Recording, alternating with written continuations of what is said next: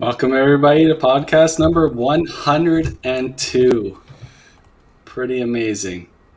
And my OCD is going to kick in because everybody's all over the place here. Move us around. Yeah. Not just yours, Mal Carey. We're in the mix with you too now. No, for sure. I'm your host, Carey Boiling Kreitz. Joining me today is Dexter Babyface Wiseman.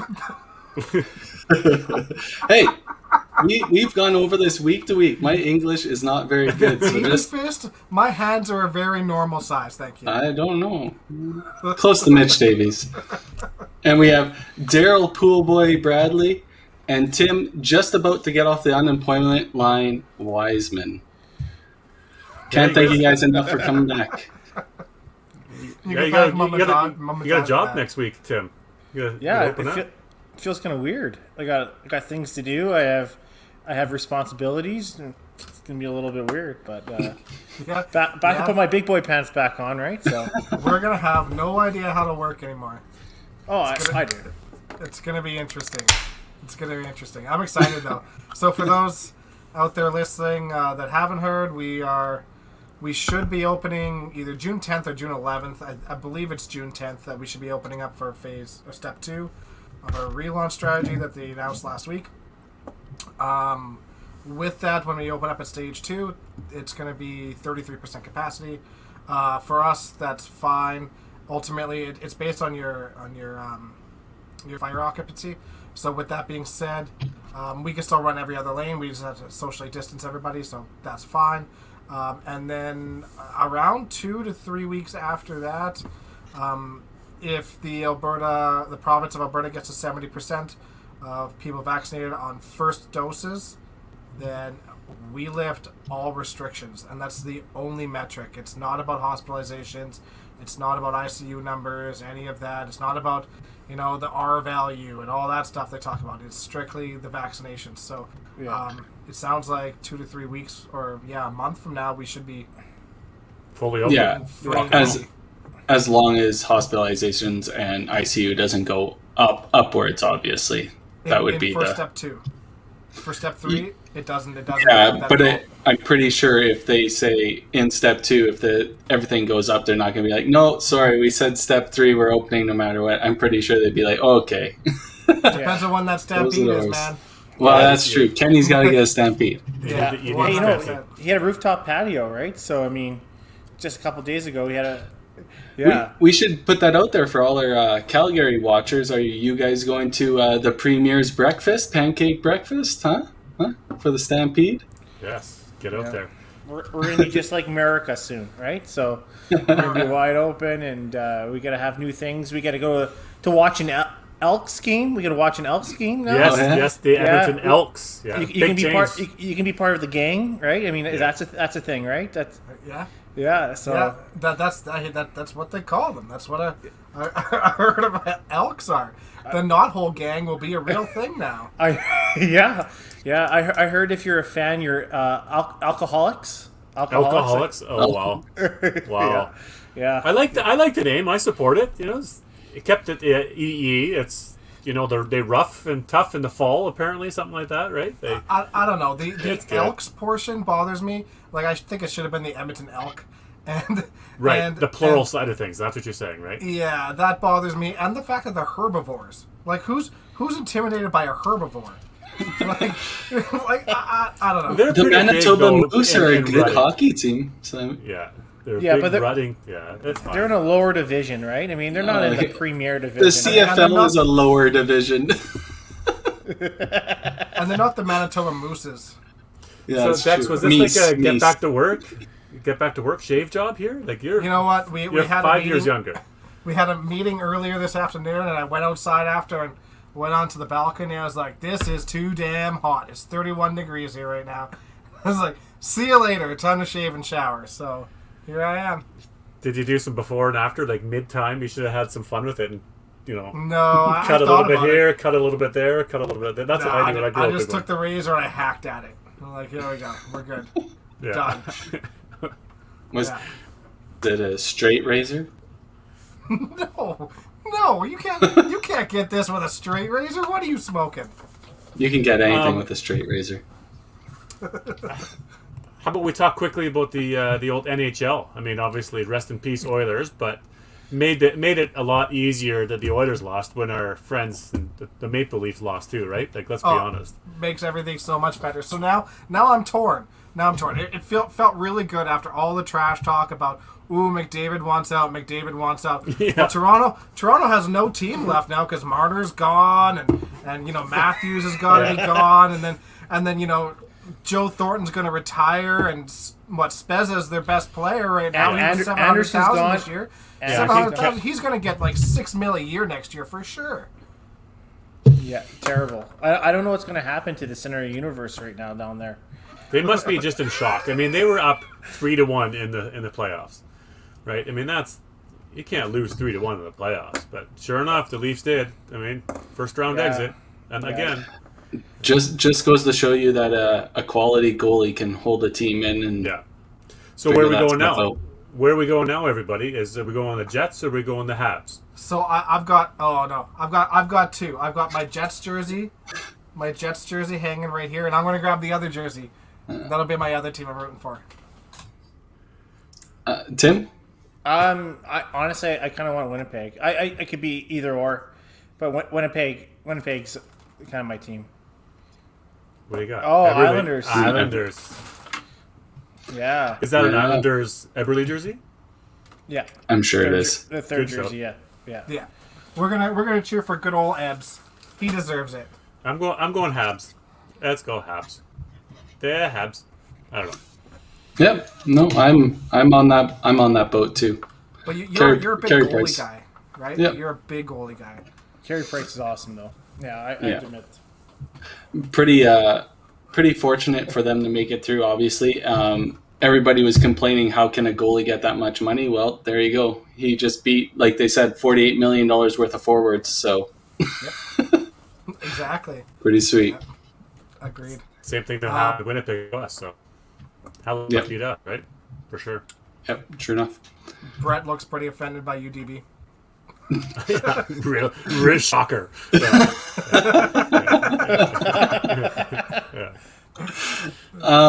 So we might as well pay some bills here. So you can support us by becoming a patron at patreon.com/5pinuniverse for as low as $2 a month.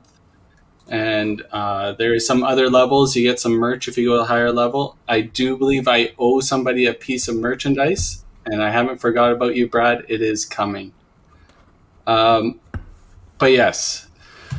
Also, we have our watering sponsor, if people want to call it that, supporting our local drink of the week, Alley Cat Brewing. We can't thank them enough for stepping up and sponsoring this. And I don't know if we're officially supposed to promote drinking, but I'm trying something different today. I'm going with the cherry sour. I'm not a sour person, but this is part of their summer pack. Comes with like Sunburst, which is like an IPA, and a lime beer. But with Sherwood Park opening back up, what beers are you guys bringing back on tap? Well, Destro will never get rid of his fishbone. No, Fishbone's pretty delicious. Fishbone's pretty solid, yep. That's a great summer beer too. We're gonna have probably the same lineup, but we're gonna rotate our craft beers out. We have a couple new things. We're gonna probably put the Mangalorean in, and we were looking at. There's a brand new brewery out in Sherwood Park, so they're starting up. So we're gonna put a couple of their beers in there and do all that kind of stuff. So yeah. Quick plug on some of the 5-Pin U events. I know, Carrie, we were talking about some of the preliminary matches. We could run some of those, and then maybe afterwards the Wisemans chat about their doubles event. Yeah, for sure. So with things starting to open up for, it sounds like, just household bowling or reduced capacity, we don't know if the Team Pro League can happen anytime soon, especially with Ontario's restrictions and stuff like that. But we are really hoping to maybe get the 8-gamers started up and run the playoff system there. I know we have some bowlers that traveled to compete during that time, so we're hoping we can get some preliminary matches with bowlers that are local to the centers and try and get that all figured out. And I can take Dexter down early, get that over with, and test out how this is all going to run. So if people don't know, me and Dexter are lined up to play each other in the first round. Of course, just like every tournament we ever play. You have a built-in excuse, though. When you lose that first round, you're going to sit there and be like, I did that because I need to, work on the filming side of stuff. And Dexter, it's totally to be expected. You're number 1, so I should be losing. I'm number 10. What's the all-time record? What's the all-time record between you two? Oh. We have played each other so often, it is ridiculous. I don't know. It kind of goes in waves. I think one year I dominate, the next year he kind of dominates. It's been up and down for sure. I know the one year I had Dexter's number, unfortunately the Invitational and the TPC the same weekend, but I'm sure Dexter's walloped me a few times since then. So yeah, I think we faced each other twice or 3 times in Invitational? Twice for sure. Yeah. And we're 1-1 in the Invitational. That, yeah. Yeah. There's some work for a stats guy, right? To go back in history in the last 25 years of cash tournaments, if you could find the brackets and see what the all-time records were and match records and who's played each other the most times. I mean, I'm sure some people could say like Bruce Mortar played Lynn Howell this many times, or Giggy's in there. How many times did Tom Stevenson? Obviously Alberta. But, yeah. We just talked about this actually, not like yesterday. I think Dex. I think we were talking about the old matches and stuff like that, and Kerry was actually brought up, and Derek Gall says I have his number like nobody's business. wink, wink. Yeah, we should look back in the WCBT. Well, that's unfair. Derek only made the cut like 3 or 4 times, so he said he gives you up. You're up by 100 after 2. It's automatic loss for you. He said. Oh, hey! Actually, I think the 2 times I played him at TPC were 1-1, so he can't own me the whole time. So there we go. Yeah, but you were probably his only win. Yeah, that's fair. So he owns you. Like that's, it'd be big numbers if you've made the Autumn Open 15s or 16s, right? Year after year after year. That's how numbers escalate too. The all-time games played against somebody. So. Mm-hmm. Yeah, for sure. Going back through the WCBT, we could definitely figure out that stuff. But yeah, here we go. So, and Wiseman, you guys did a little quick shout out for maybe doing the Boxing Day event in summer, and you got quick steam, and here we are. Where are we at now? Yeah, so we kind of threw it out there. We discussed it, and we said, yeah, you know what? People are just wanting to bowl, and we filled it up out of 64 spots. We filled it up in 9 hours, and we have 64 team spots. 64 team spots, and I have 8. And I have 12 spots on the wait list, right? Team spots on the wait list. Yeah. So I think tomorrow we might very well do an afternoon one. We might announce that and go from there. Because you know what? If we get any extra bonus teams, bonus, right? So people just want to play. Yeah, I think it's great. Yeah. Jen, maybe that's just summer coming out in us. I don't know. Yeah, it's got to be something with your sound, I'm hoping. Spring is in the air. Like, testosterone's boosted. Let us outside. Yeah. All right. So we're going to run our second sponsor, our weekly sponsor, All-Star Bowling Sales. Shelby Crest and those guys have stepped up and sponsored us for many weeks, and they do a draw every week. So once again, we'll be doing the draw. It's hashtag All-Star Draw. You have to comment. I'll add my screen here so you guys can see exactly what it's got to look like. So if you just put this in the comments, hashtag All-Star Draw, you'll be added to the draw that we'll do at the end of this podcast. So we'll run their commercial, and then we'll bring our special guest of the week.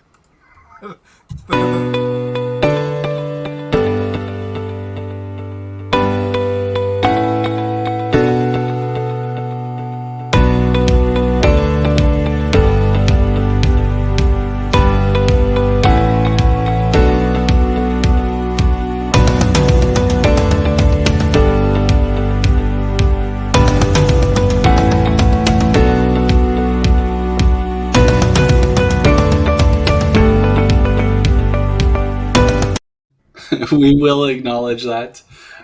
Jason Scaletta has won the All-Star Draw a couple times. So he had mentioned that he won't be entering this week. So please enter if you want a chance to win, because Jason's not in it. So a good chance that you can get drawn here. I disagree that he doesn't need another set of balls. Everyone needs another set of balls. Yeah, true. Okay, so our special guest this week, we had her other half on here. I should have looked up what number podcast it was. Tim, do you have that handy? It looks like you were... I do. I love if we just set him up and he's like, I'm ready, guys. Give me... What can I look up? Yeah. Number 52. Oh, so if you want to go back and listen to their podcast and even watch it on YouTube, number 52, but the better half, Bev Gigliuk. Welcome. Thank you very much. Hi, Bev. Tonight. Really looking forward to chatting with you, Bev. Well, As always. I am too. It'll be great. I just want to do a quick shout out to you guys and all that you're doing. Thanks very much. It's an honor to be here, and what you're doing for bowling is amazing. And I'm part of your sponsorship tonight. Oh, Nice. excellent. Awesome. Awesome. The Thanks, Bev. apricot. Apricot. It's Yeah. good. It's yeah, pretty super good. You guys have the apricot at the lanes, don't you? The draft? Yeah. You Yeah. You know what? I'm not a good one to ask for that. This is a special occasion, so. I love it. Perfect. So glad you're on tonight, Bev. We're happy to have you. Thank you. Happy to be here. So how's life been treating you these days? It's good. Yeah, it's good through all this COVID stuff. Greg and I were just discussing that the other day and saying that we feel pretty fortunate because we're retired. So it's not like we have to get out and go to work and deal with all the things that are going on with that. So COVID life for us it's pretty quiet, but it's good. You know, a little bit of golfing now, which is nice, and that's getting back to more normal. So yeah, golfing, bike riding, doing all that stuff that people can do outside, and through the winter, just kind of hanging out. Now, do you golf as much as Greg does? No, oh my, That's tough. That's tough. 40 rounds in already. No, he does not. Yes, he does. Are you kidding me? I just want to give him a big old something. That's ridiculous. Now 40 rounds in already, so you know, life is pretty good for him. He's playing twice a day when he can. Really good for him. Yes. I don't even want to talk about him anymore. I have 0 rounds in this year. That's not good. I've played a few times with Greg. I said to him, this little last restriction was like my dream. You know, only 2 players, only households, and 9 holes at a time. It's perfect. Yeah. So we got a few rounds in through that, so it was good. But back to normal as of yesterday for them. So I'm out. I've played once. I play Thursday, Friday to the next couple of days, so we'll start ramping things up and getting some games in. But I found that the 9 holes was kind of nice. Like you could only play 9, but I just still never found the time to go and do it. And without playing with your friends and kind of doing that, it's not the same. So no, it isn't the same. Like Greg was out quite a bit by himself as well, and yeah, it's not the same. It's faster, and it's not. I'm sure the socializing, right? You're missing out on all that, just like with bowling. You know, if you aren't doing it, you're missing out on all that aspect of everything. So we should have a 5-pin U live on the golf course. there you go. People are gonna learn about us real fast. Yeah. I just hope I make it past the ladies' tees. the forward tees. They're not called the ladies' tees anymore, Tim. They're forward, Oh, are they? The forward tees. The forward tees. Wow. Okay. Yeah, get it right, hey? Yeah. Right. So, well, you picked a couple of good days to sign up for golf, Daryl. Yeah, hope so. Yeah. It's been super nice. Obviously, it's really nice. You're only in Red Deer, which is an hour and a half here away from Edmonton, so Yeah. it's super nice down there today too, right? It is. It's hot. Yeah. Yeah. Greg was out golfing in that this afternoon too. So 31 Lots is of too much for fluids. me. Lots of fluids. yeah, I was sitting on the deck drinking fruit smoothies with my friends. So Nice.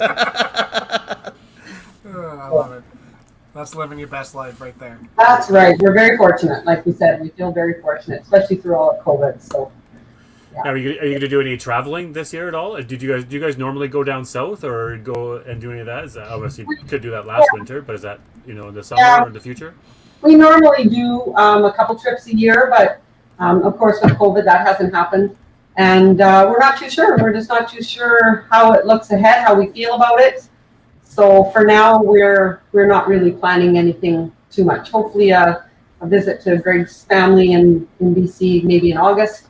And other than that, we don't have too much going on. We've got a driving trip planned to Palm Springs next March. But again, it's going to depend on what everything looks like. So.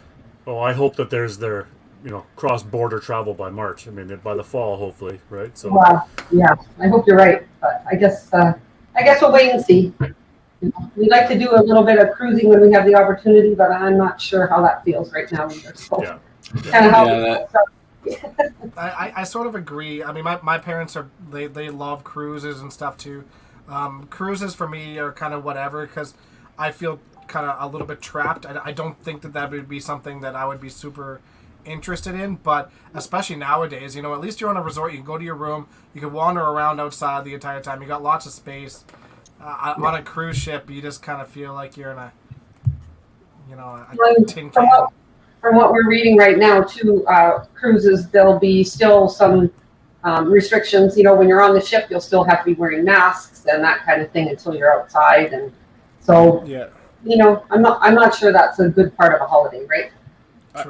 I also heard that if you book now for any vacations or anything, you have to show that you've been vaccinated or have taken a shot, right? So it's a prerequisite with that as well. Yeah. So until such time that they don't require that, but for immediate, I can see that happening, right? You have to prove that you've been safely vaccinated. So hopefully within a couple of years that'll change and people can move around a lot more comfortably. Well, we know Morgan Burdock says you know exactly what you're doing August 21st, apparently. You got plans then, that weekend. August 21st. Spartan race. Pardon me? Spartan race. Oh, the Red Deer Spartan race. Oh, I don't think Greg has signed up yet, but I guess he'll have to be looking into that. We'll just get on and checking that out. We'll have to at least go visit Morgan if she's here. Totally. You know what? Doing Tough Mudder with Greg is one of my favorite experiences with a guy. Truthfully, I mean, I watched. He almost died. Like I was scared for him. Day. Yeah, you had the worst day ever for weather. Yeah. But a high of 1, and it was, it was minus the entire time basically, and snowing, and then you're going through ice water and stuff. And I've never seen a guy shake that much, but that guy toughed everything out. It was unreal. Yeah, he's tough on the outside. He's a big softy on the inside. Right? I like it. Yeah, agreed. I somehow feel like Greg is only about 10 steps away. Not even. He's within arms distance. He's pretty close. He's pretty close. Not that close though. I'm being careful. All right. Should we talk some bowling? You ready, Bev? Sure. I hope so. Well, we always start off with where did you start bowling, and when did you learn to love the game? Well, I started bowling. We moved to Red Deer from Saskatchewan actually in 1969, and in June and in September I started bowling at the Red Deer Bowlodrome, and that's kind of where it all started for me. My mom and my dad bowled in Saskatchewan, just in league play, but my sister bowled. She's about 8 years older than I am, and she bowled YBC there and had some good success. YBC doubles, went to a national there. So I think it was just kind of the whole, it was what my parents kind of put me in as an activity, right? And I guess I liked it and just continued with it through the years and through the YBC program. And now, Red Deer Bowlodrome, is that still exist now, just in a different name? No, it no longer exists. It's I think it's an architectural office now, actually. Right. Yeah. I mean, there's only a few bowling centers in Red Deer that I recognize. Obviously, Heritage. Guys, help me out. Riverside. Yeah. That's it now? That's it now, yeah. And how many? Was there a whole bunch, a few years ago? Well, like I say, in 69, when I moved here, there was Olympic Lanes. Yeah. And Bowlodrome, and the Olympic Lanes didn't last much longer after that. So then there was only the Bowlodrome until Riverside opened up.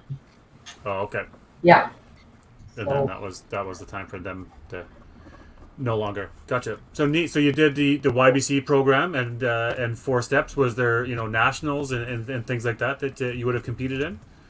Well, you know what? I was watching Sandy Anderson's podcast, and I'm the same as her. I went all through YBC, went to quite a number of provincials, never made a national. Huh.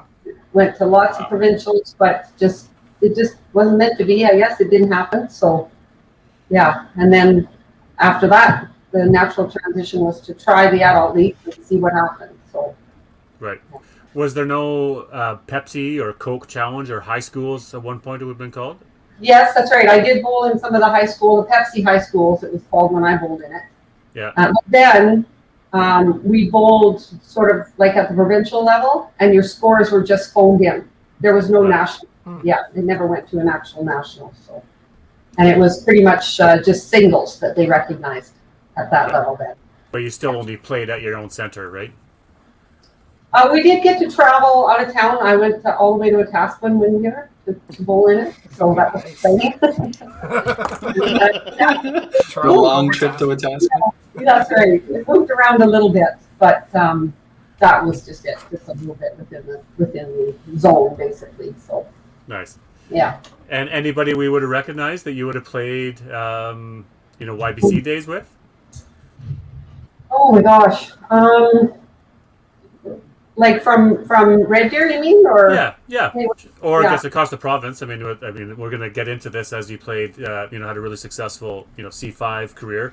Asking you some of those other players that you would have played with that we would recognize, or that other people watching would recognize those types of names, right? Well, of course, around here there was Nancy Gervais and Rhonda Barber, Diane Moracle. I don't know if you guys know Diane Moracle. Doug Moracle and Diane were very good bowlers in Red Deer. Val Hallett. You guys know Val Hallett from Edmonton? I don't. She's not Hallett anymore, so I'm not sure what her last name is, but she is in Edmonton now, as far as I know. So, who else can I think of? I did bowl 1 year at the provincials. I remember singles against. She was Nancy Bacchus. She's no longer with us, unfortunately, but she was a good bowler. She was from Calgary. Oh, Jesus. You didn't know that we were going to test memory tonight, isn't this? I didn't know that. Yeah. I said to Greg, "Oh man, I better write some names down here because." Tim will have to start pre-warning guests. Okay, you better start casting the web. No. This is fun. Yeah. Put her on the spot. Yeah. Yeah. Probably all these people that I'm mentioning, we kind of predate you guys, so. No, but that's good. That's part of what this is. It's part of documenting the people and the history and all that too. So that's totally fine. There's going to be lots of years down the road where people won't know who we are. So it's all the same. That's a long time away. You guys are going to be around for a while, I think. I should mention too, my very best friend Gail. She was Gail Hartel then, and she's Gail Moracle now, and we got to play together as well. And then we did play together in the Nationals for the Open as well. So she was another one. Yeah. Nice. So then after, your youth career, obviously the C5 will go in that direction. Was that the tournament that you started to see, the adults playing in and the competitive side, and that's the one that I want to be in and start competing in? Yes, that's kind of, I think that's sort of I don't want to say the normal transition, but at that time it was. And you kind of heard about it from your local bowlers and your local association, and people are encouraging you to get involved. And so that's basically what happened. Started out, bowled, I think it was 81 was my first year that I tried out for the Open, and I didn't make it. And they had a lot of, it was a totally different format then as far as the zone part went, as opposed to how it is now. But anyway, that's another whole story. So just kept, didn't make it. And then the next year tried out and started making a few teams and just sort of fed the competitive spirit, I guess, and just stuck with it. And then eventually hooked up with the Masters as well. So. But we had, Tim, you got the stats there of, the resume here in the 80s of some of the singles in the championship, if you want to give her there. Yeah, for sure. I mean, 9 times she represented Alberta at nationals.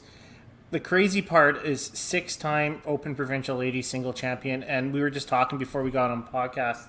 I think from 83 to 89, you represented Alberta 5 times as a single, right? And that's just unheard of even nowadays. So pretty amazing stats. Obviously, you won a nationals in 93 84 as a singles champion. You shot that 403 to win, and then you were silver medalist in 83 and bronze medalist in 85, right? So, and you made a couple ladies teams in nationals. So it was a hell of a resume, but 6-time Open Ladies provincial single champion. Oh, it was a good run. It was lots of fun, and it was. I'm going to say it was a good time in my life. With having time to do it, time to practice. Greg was a big part of that. We did a ton of bowling. We bowled a lot of extra tournaments. Back then there was like a small cash tournament. It seemed just about every weekend or every other weekend. So we had the opportunities to do those. So you're just throwing lots of games, and your head's in it, and and physically you're in good shape to be doing it, to be playing that much. So yeah, it was good. When did you and Greg start dating or get married? Well, we met in 83, and we got married in 87. So, okay. Yeah. So you started to bowl together early on, and yes. Yeah. So he was with you for the whole ride, then, is what you're saying? Pretty much. I never thought of it like that. But yeah. Is there a couple of those years that stand out more than others, or some of those accomplishments? I mean, obviously winning the national, the gold would have been a big one, or any heartbreaks that you would have lost in a game. But maybe some of those key moments you can share with us would be great. Well, the team, our team that we went with in 84 and 85, they were slightly different. A couple of the people were the same on the team, but it's tough at nationals, right? And our zone is not that big. So you just hope that you can put your very best team together and go and see what happens. But man, when you get to those nationals, it's a tough road. So we were pretty happy to finish up where we did. Of course you want to win the gold, right? That's your goal. But I mean, I think that overall, really, we were pretty happy with how it went. Great gals to bowl with, and a ton of fun, right? What an experience to go to a national. Yeah, for sure.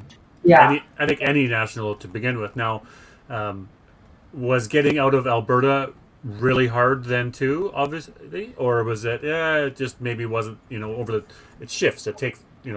Everybody takes their turn, and obviously Central did a good job at that time. But yeah, well, back in those days, the South Zone was really dominant. The Southern ladies were really tough. I mean, all the zones were then, but you can see how it's kind of evolved through the years and kind of where it's at now. But at that point, the Southern Zone they were a pretty young team, and they were always hungry, and they were a tough group to beat. So it was quite an accomplishment to get out of Alberta for our Central ladies. And I'm assuming the group to pick from, right? Yeah. No, the South would have been Diane Violini would have been part of that crew there. Absolutely, yeah. Yeah. But I think that's the neat thing. I mean, we're sitting here talking about your singles and the 5 years in a 6 year span. 5 years 5 years she went in a 6 year span.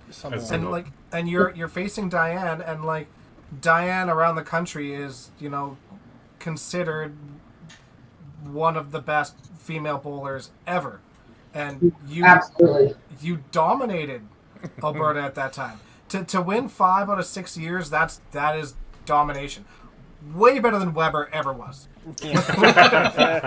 without question. So I mean that's quite a feat. I mean we talk about Diane all the time, but that is an incredible stat, Bev.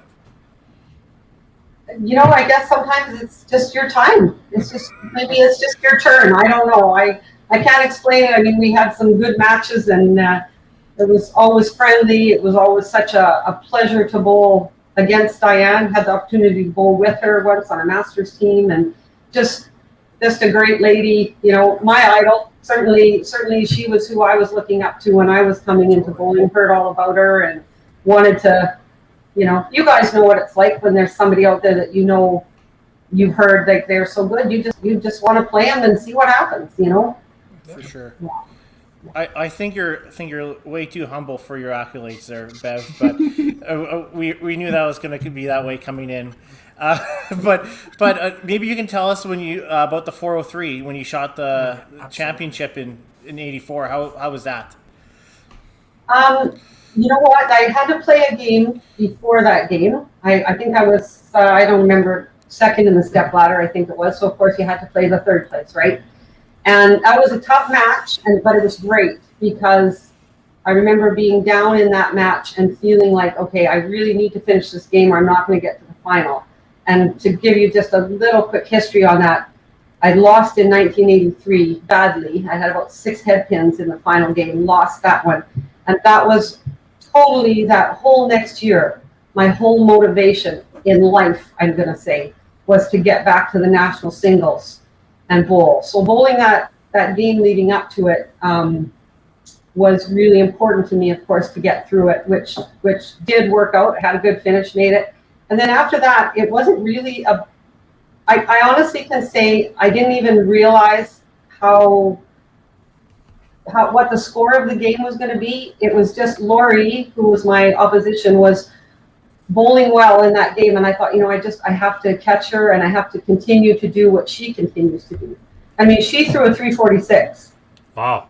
So, it was just sort of one of those games where you're kind of in the zone, I think, and you don't really. I honestly have to say I didn't think about the score until it was over, and it was like kind of like, wow, you're young and you're, Yeah. Do you remember what it was? Like, was it 8 in a row, something spare? Was it 5? It's gotta be 2 corner spares in there. Actually, I think I sent Carrie a photo, a newspaper clipping that I sent you. Did you look at that live? But I totally understand what you're saying, Bev. I mean, at that point, if she's shooting 350 and you're shooting 400, you forget about the 400 because you need to throw the next shot. Yeah. Like, everything that's happened before no longer matters. You still need to throw that strike. So I think it's an easier way to stay in the moment at all times, and for sure because the 400 is secondary to everything else. Looks like a spare in the second frame, and then you missed on the 12th shot. All the rest were strikes. But any of those strikes that weren't a strike in the 7th, the 8th, the 9th. I mean, it sounds like Lori would have been right in there, and it's a 5-pin match rather than you're ahead by a bunch. Yeah, and she obviously would have done something similar. Yeah, and I think she was I think we were neck and neck right till like the 7th frame. So the game is, you're still not even thinking about the end result, right? You just want to keep staying with her. So she started spare 5-bagger, and then I had a few sparables in a row, and then struck in 9, and then obviously you closed out 10. So what's that for a double there, Carrie? Was that 750 for a double?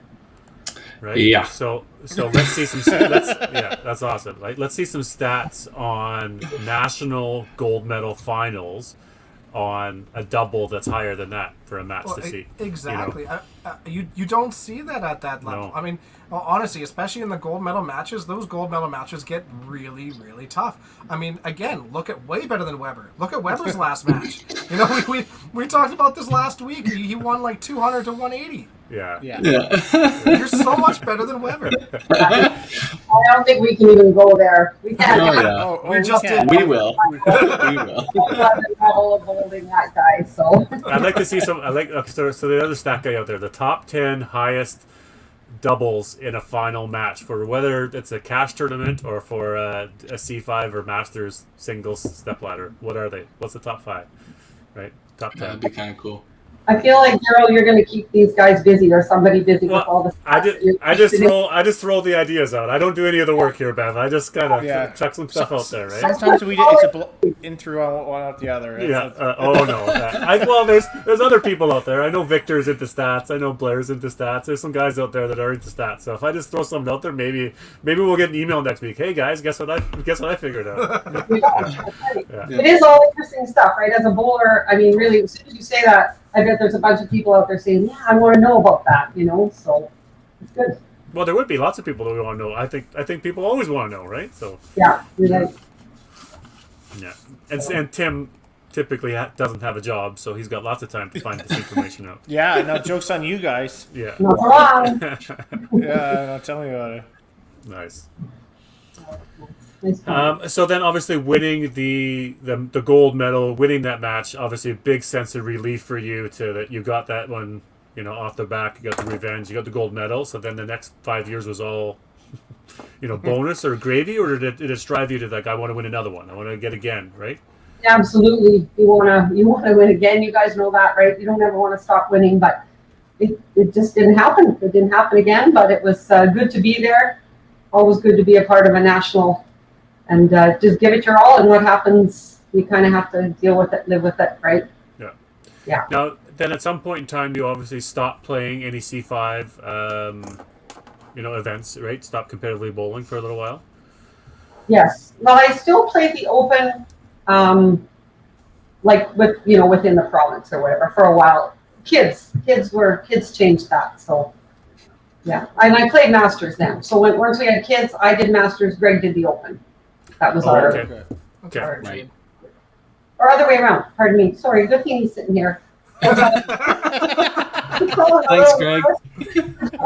I played the Open. I did the Masters. Sorry about that. Yeah. So, No, that's totally fair. That's good. Yeah, we over these 100 podcasts, we actually found that quite a bit with bowling couples, especially once they started a family. One chose one, the other chose the other, kind of thing, to help balance the. Yeah. When we had Kent, our oldest, I think we both were still able to play the Open for a couple of years, and then we had a lot of help from family, and then Rose came along, and it was like, no, it's time we made this decision, and it was good. It was good. Good to still be able to do it a little bit, even if it wasn't still to the level that it was before, right? Totally. Right. Be a part of it. It's such a great sport and great people. Yeah, it's good that you be able to find that balance, still be competitive, but still have the family life. And unfortunately, that means maybe you aren't as at the highest competitive level that you want to be at. But I think the other side of it really balances that out. So Yeah, absolutely. Yeah, priorities, right? totally. Yeah. Absolutely. Yeah. You had, then you talked a little bit about the Masters. Obviously, you started playing, or you played a bunch of those too. The stats here, Tim, you got those again too about some solid Masters resume stats too. Yeah, 8 times represented Alberta at Nationals.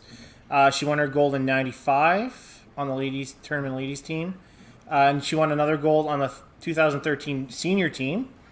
And then, senior team. And in 1992, she has lady silver, and then she has 2 bronzes on the team as well in the 80s. So, yes, still quite the resume there.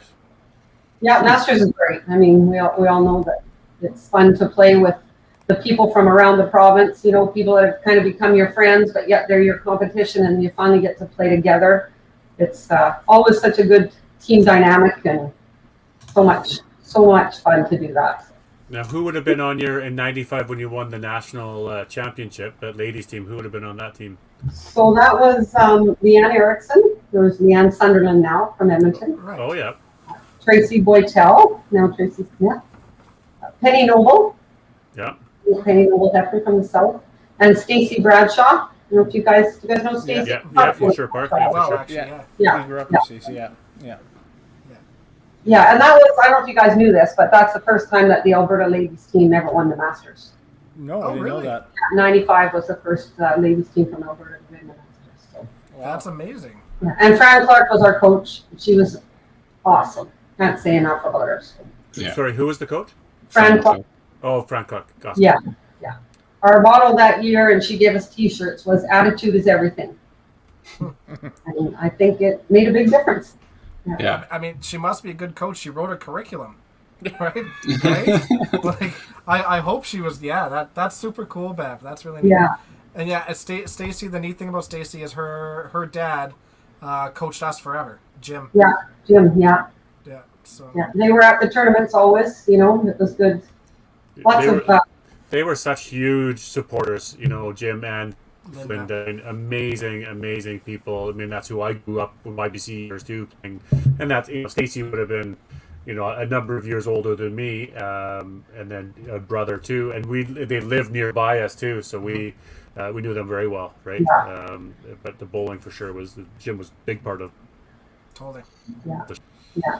Yeah, the Masters. I mean, I can't say enough about that either. As far as the competition goes,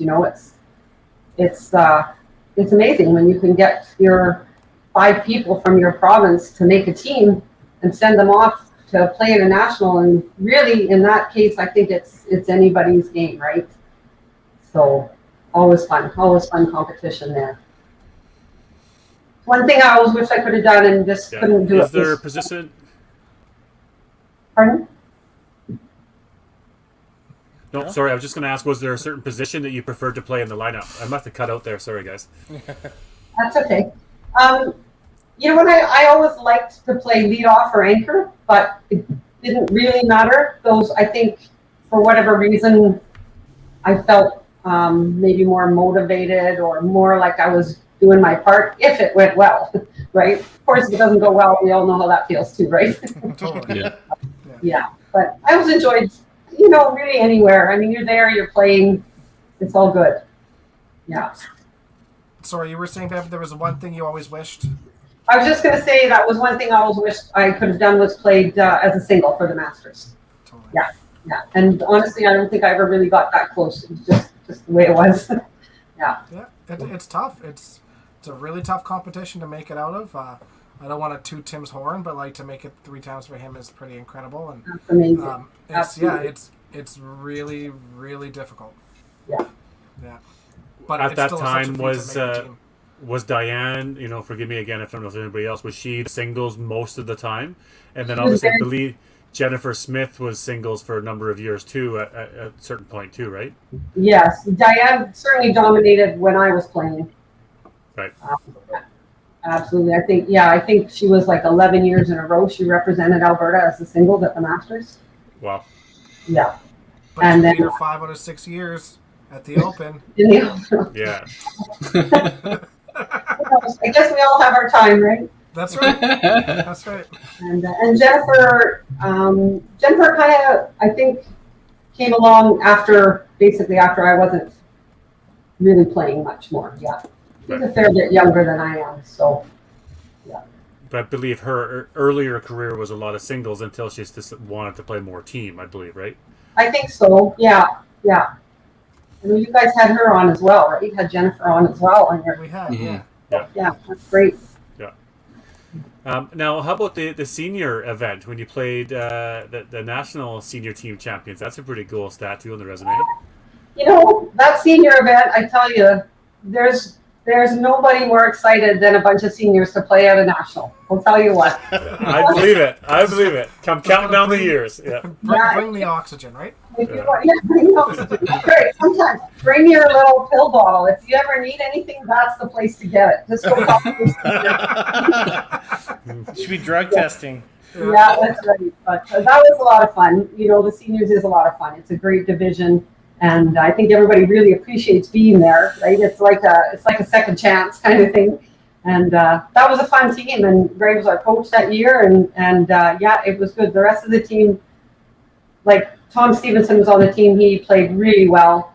And it was a good fun team, a good mix of people. Everybody got along. And Chucky, I don't know if you guys know Chucky Hagel. She was from Innisfail, was the proprietor there for some years. And Leo Lafreniere. Yeah, Leo, yeah. And Rolly Poitras. Oh, Rolly's a gem. We should get him on here, yeah. Right? Great. Yeah. And then Tom and myself and Greg was our coach, so that was a good year. Yeah. So tell us the difference of how was it to play a POA event compared to all your scratch events throughout your career? It was a lot different, wasn't it, at nationals probably? It takes a little bit to get your head wrapped around that you're playing POA, right? And to kind of figure out where you're at and the competition side of it and everything. And, in the end, you can have 2 or 3 players on your team and a minus and you can still win the event, right? Which is strange. Mm-hmm. But, POA, it's definitely different, but it's okay. You go in with your average, and you kind of know what you need to do every game, and you just go out there and try your best and hope in the end. Is it all POA for all 5 bowlers at Nationals? Yeah. Yes, it is. Okay, but they qualify different though. There's 2 that you qualify scratch, right? Well, in Alberta, we typically have, it's all based on participation, but in Alberta, we typically have 3 POA bowlers make it and 2 scratch bowlers. But they still play all POA at Nationals. Correct. Yeah, so like when Tom goes to Nationals or Rory goes to Nationals, they're bowling maybe at a 235 average, so their POA has to be over 235, right? So it's tough, but it's the same. I think it's the same for all the provinces, right? Everybody's in there with their averages, however high or low they are, and it's a different experience trying to coach POA, match play, stuff like that. I imagine it's the same being on the team. But I had the experience one time coaching Nationals as same as Daryl as the for the IP, and it is interesting. And every player has a different sort of dynamic. I mean, I had a lady on our team that averaged 110. Never really had to worry about her. She has a bad game, she's going to shoot 90. She has a good game, she's going to shoot 130. Right? She's never going to hurt you. She's never going to win you games. Stuff like that. The 235 is the interesting one because they can shoot a $160, but they can shoot a 350 too. It's harder. It's harder to shoot a 280, a 290 than it is. It's easier to shoot a 160. You're right. Yeah. Right. Yeah, that's right. I always found it super interesting. But you guys have always talked so highly of being in the seniors. I know Greg has. Greg has absolutely loved being in the seniors division. Yeah. It's super fun to watch you guys enjoy yourselves so much. Yeah, well, and that's, I think, what most of the seniors go in there with that attitude, right? Because, like I said, it's kind of like a second chance at the Masters. You still have a shot to go to a national. You're still hoping to get, if you make it, you're going to see all those old guys that you bowled with 20 or 30 years ago, and it's a great experience. Yeah. I got 16 years left to try out for the senior provincials and get a free lunch. That's what I hear is the best thing is the lunch break. You bowl 4 games and you get a lunch break and you bowl another 4 games. I hear it's phenomenal. You get your egg salad sandwiches with no crust, too? Yeah, pretty much. That's what I heard, little ham and cheese sandwiches? Yeah, right. You get your little break, like you say, in between you rest up. You, like Dexter says, you get your oxygen out and you load up. Is it 50? Is it 50 like the PGA Tour? 50. Yeah. It's 50 plus. Yeah. Wow, it's around the corner, guys. It's not too far. There's a lot of people out here listening right now that I know could be for sure playing senior masters. But what's interesting is that the tournament players, and I'm not, it's not a criticism, but mostly the tournament players, they're pretty reluctant to move over to the senior division, right? They don't quite want to give up that. Gino Z-Bar. Yeah. Now, you can't play both, right? Like you have to declare what you are, right? You can't play both. No, you can't do both. No. At the beginning of the year, you say what you're bowling in, and that's that. Yeah. Okay. Yeah. Yeah, and there's still a bunch of the seniors that could absolutely qualify out of the tournament division for sure. For sure. I just saw Tracy's comment there. She's eligible. Yeah. Never know it, but I mean, she, yeah. Totally. Tracy, we're hoping for like Tracy and Diane and all those. Yeah. Yeah.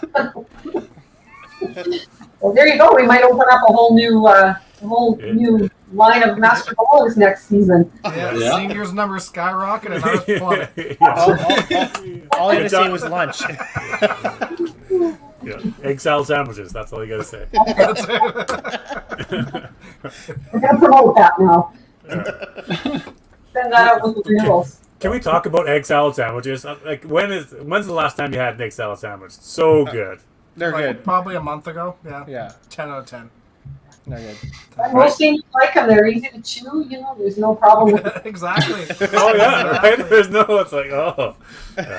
I want to know. I want to know people in the comments. When's the last time you had an egg salad sandwich? You know who almost ruined it for me was Gino last TPC. I saw him dipping an egg salad sandwich in a bowl of chili. No, that's okay. And I was like, I'm good, Gino. Like, I'm real good. And then he just gassed everybody out, right? So I was like... No, Gino's weird. I mean, that's not bad. Gino's weird, though. Gino's also the guy that puts mayonnaise in his spaghetti and meat. Oh, and yeah, sauce. that was it. That was it. When Carrie was playing the matches, we weren't even paying attention. Mind blowing. Yeah. I've heard those songs before. Yeah. So with the master side of things, you've been on the board for a long time. Do you want to talk about how you got into that and your time on the board and yeah? Oh, sure. Back in I'm going to say like '83, Greg and I both took the master's course then, and then I think maybe it was the next year we both joined the board, and then Greg was on it. I think Greg's been on it ever since, and I took a few years off in there and then joined up again. And that's been a great experience. It's been nice to be a part of that. You kind of have a bit of a voice in what's going on, and you can see what the changes are as they're coming, and sort of have a little bit of say, or at least give your opinion on what you think should happen. And then the office in 1998, I believe it was. Amelia was looking after it in Lethbridge, and she was ready to be finished with that. And so I think they just kind of put the word out if was anyone interested, and it was a good fit. The kids were in school. It was something I could do from home, and I could do it during those hours when they were in school and still be around when they walked through the door in the afternoon. And so it was good. I really enjoyed that. It was a great way to sort of meet all the people through the Masters, not necessarily face to face, but you do kind of get to know them through emails and phone calls and that kind of thing. And watch how the coaching side of things evolved as far as how they changed from what the requirements were and that kind of thing. So it was a great experience, and I really the flexibility it gave me being at home with the kids was such a big draw, right? Yeah. Totally. And then all the rest of it was just a bonus to be able to have that interaction with people and all that sort of thing. But the board, as you know, Dexter and Tim, you've attended some of our meetings. It's a great bunch, and I think they all have the Masters, the goodness of the Masters at heart, and so it's good. It's nice to be a part of that. Yeah, I really enjoy the time on the board. I wasn't sure what to expect when I joined, and it's been absolutely awesome. Everybody just gets along well. They communicate well. They respect each other. People have their opinions, and 99%. I don't think we've ever disagreed on anything. It was just good conversation all the time, and we come up with solutions. And it's really grateful for being on that board for sure. Yeah, it's nice. I think we're always able to come to some sort of an agreement, even if it takes a while. Through discussion, it's good. Yep. Alberta's pretty fortunate that way. I think that and our boards get along. Our associations seem to get along well and try to work together. So that's huge, right? Absolutely. Huge. Yeah. It's a great working board. There's no doubt about it. But look at the people that ran it for so many years. So it kind of follows suit, right? Yourself, Greg, and Brian and everybody else that was part of it. It's always been welcoming and open armed, right? So. Yeah, well, it's good. And it's, like I say, good to be with the other associations, like Tim with the Alberta 5 and stuff. It's good when the other associations show up to represent and give their opinions and let us know what's going on. I mean, if we can work together, so much better, right? A5 has been really lacking on that, though. I missed last meeting, okay? I got a COVID shot.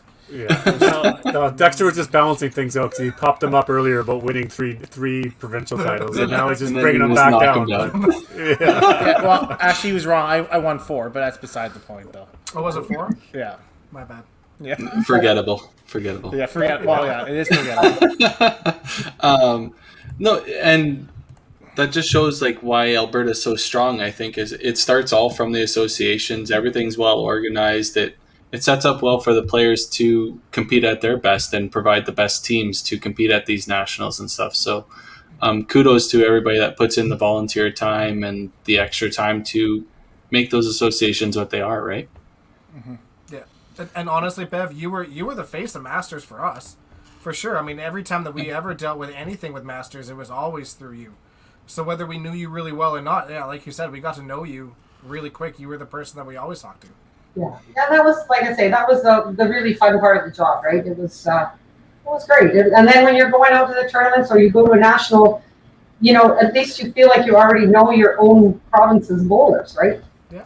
You see the name on the shirt and right away, okay, there's the face, and you don't forget them. It's good. Yeah. Totally. Yeah. The other thing, Bev, I guess we can sort of talk about too is I hear that you help a lot with the seniors out at Heritage Lanes a lot.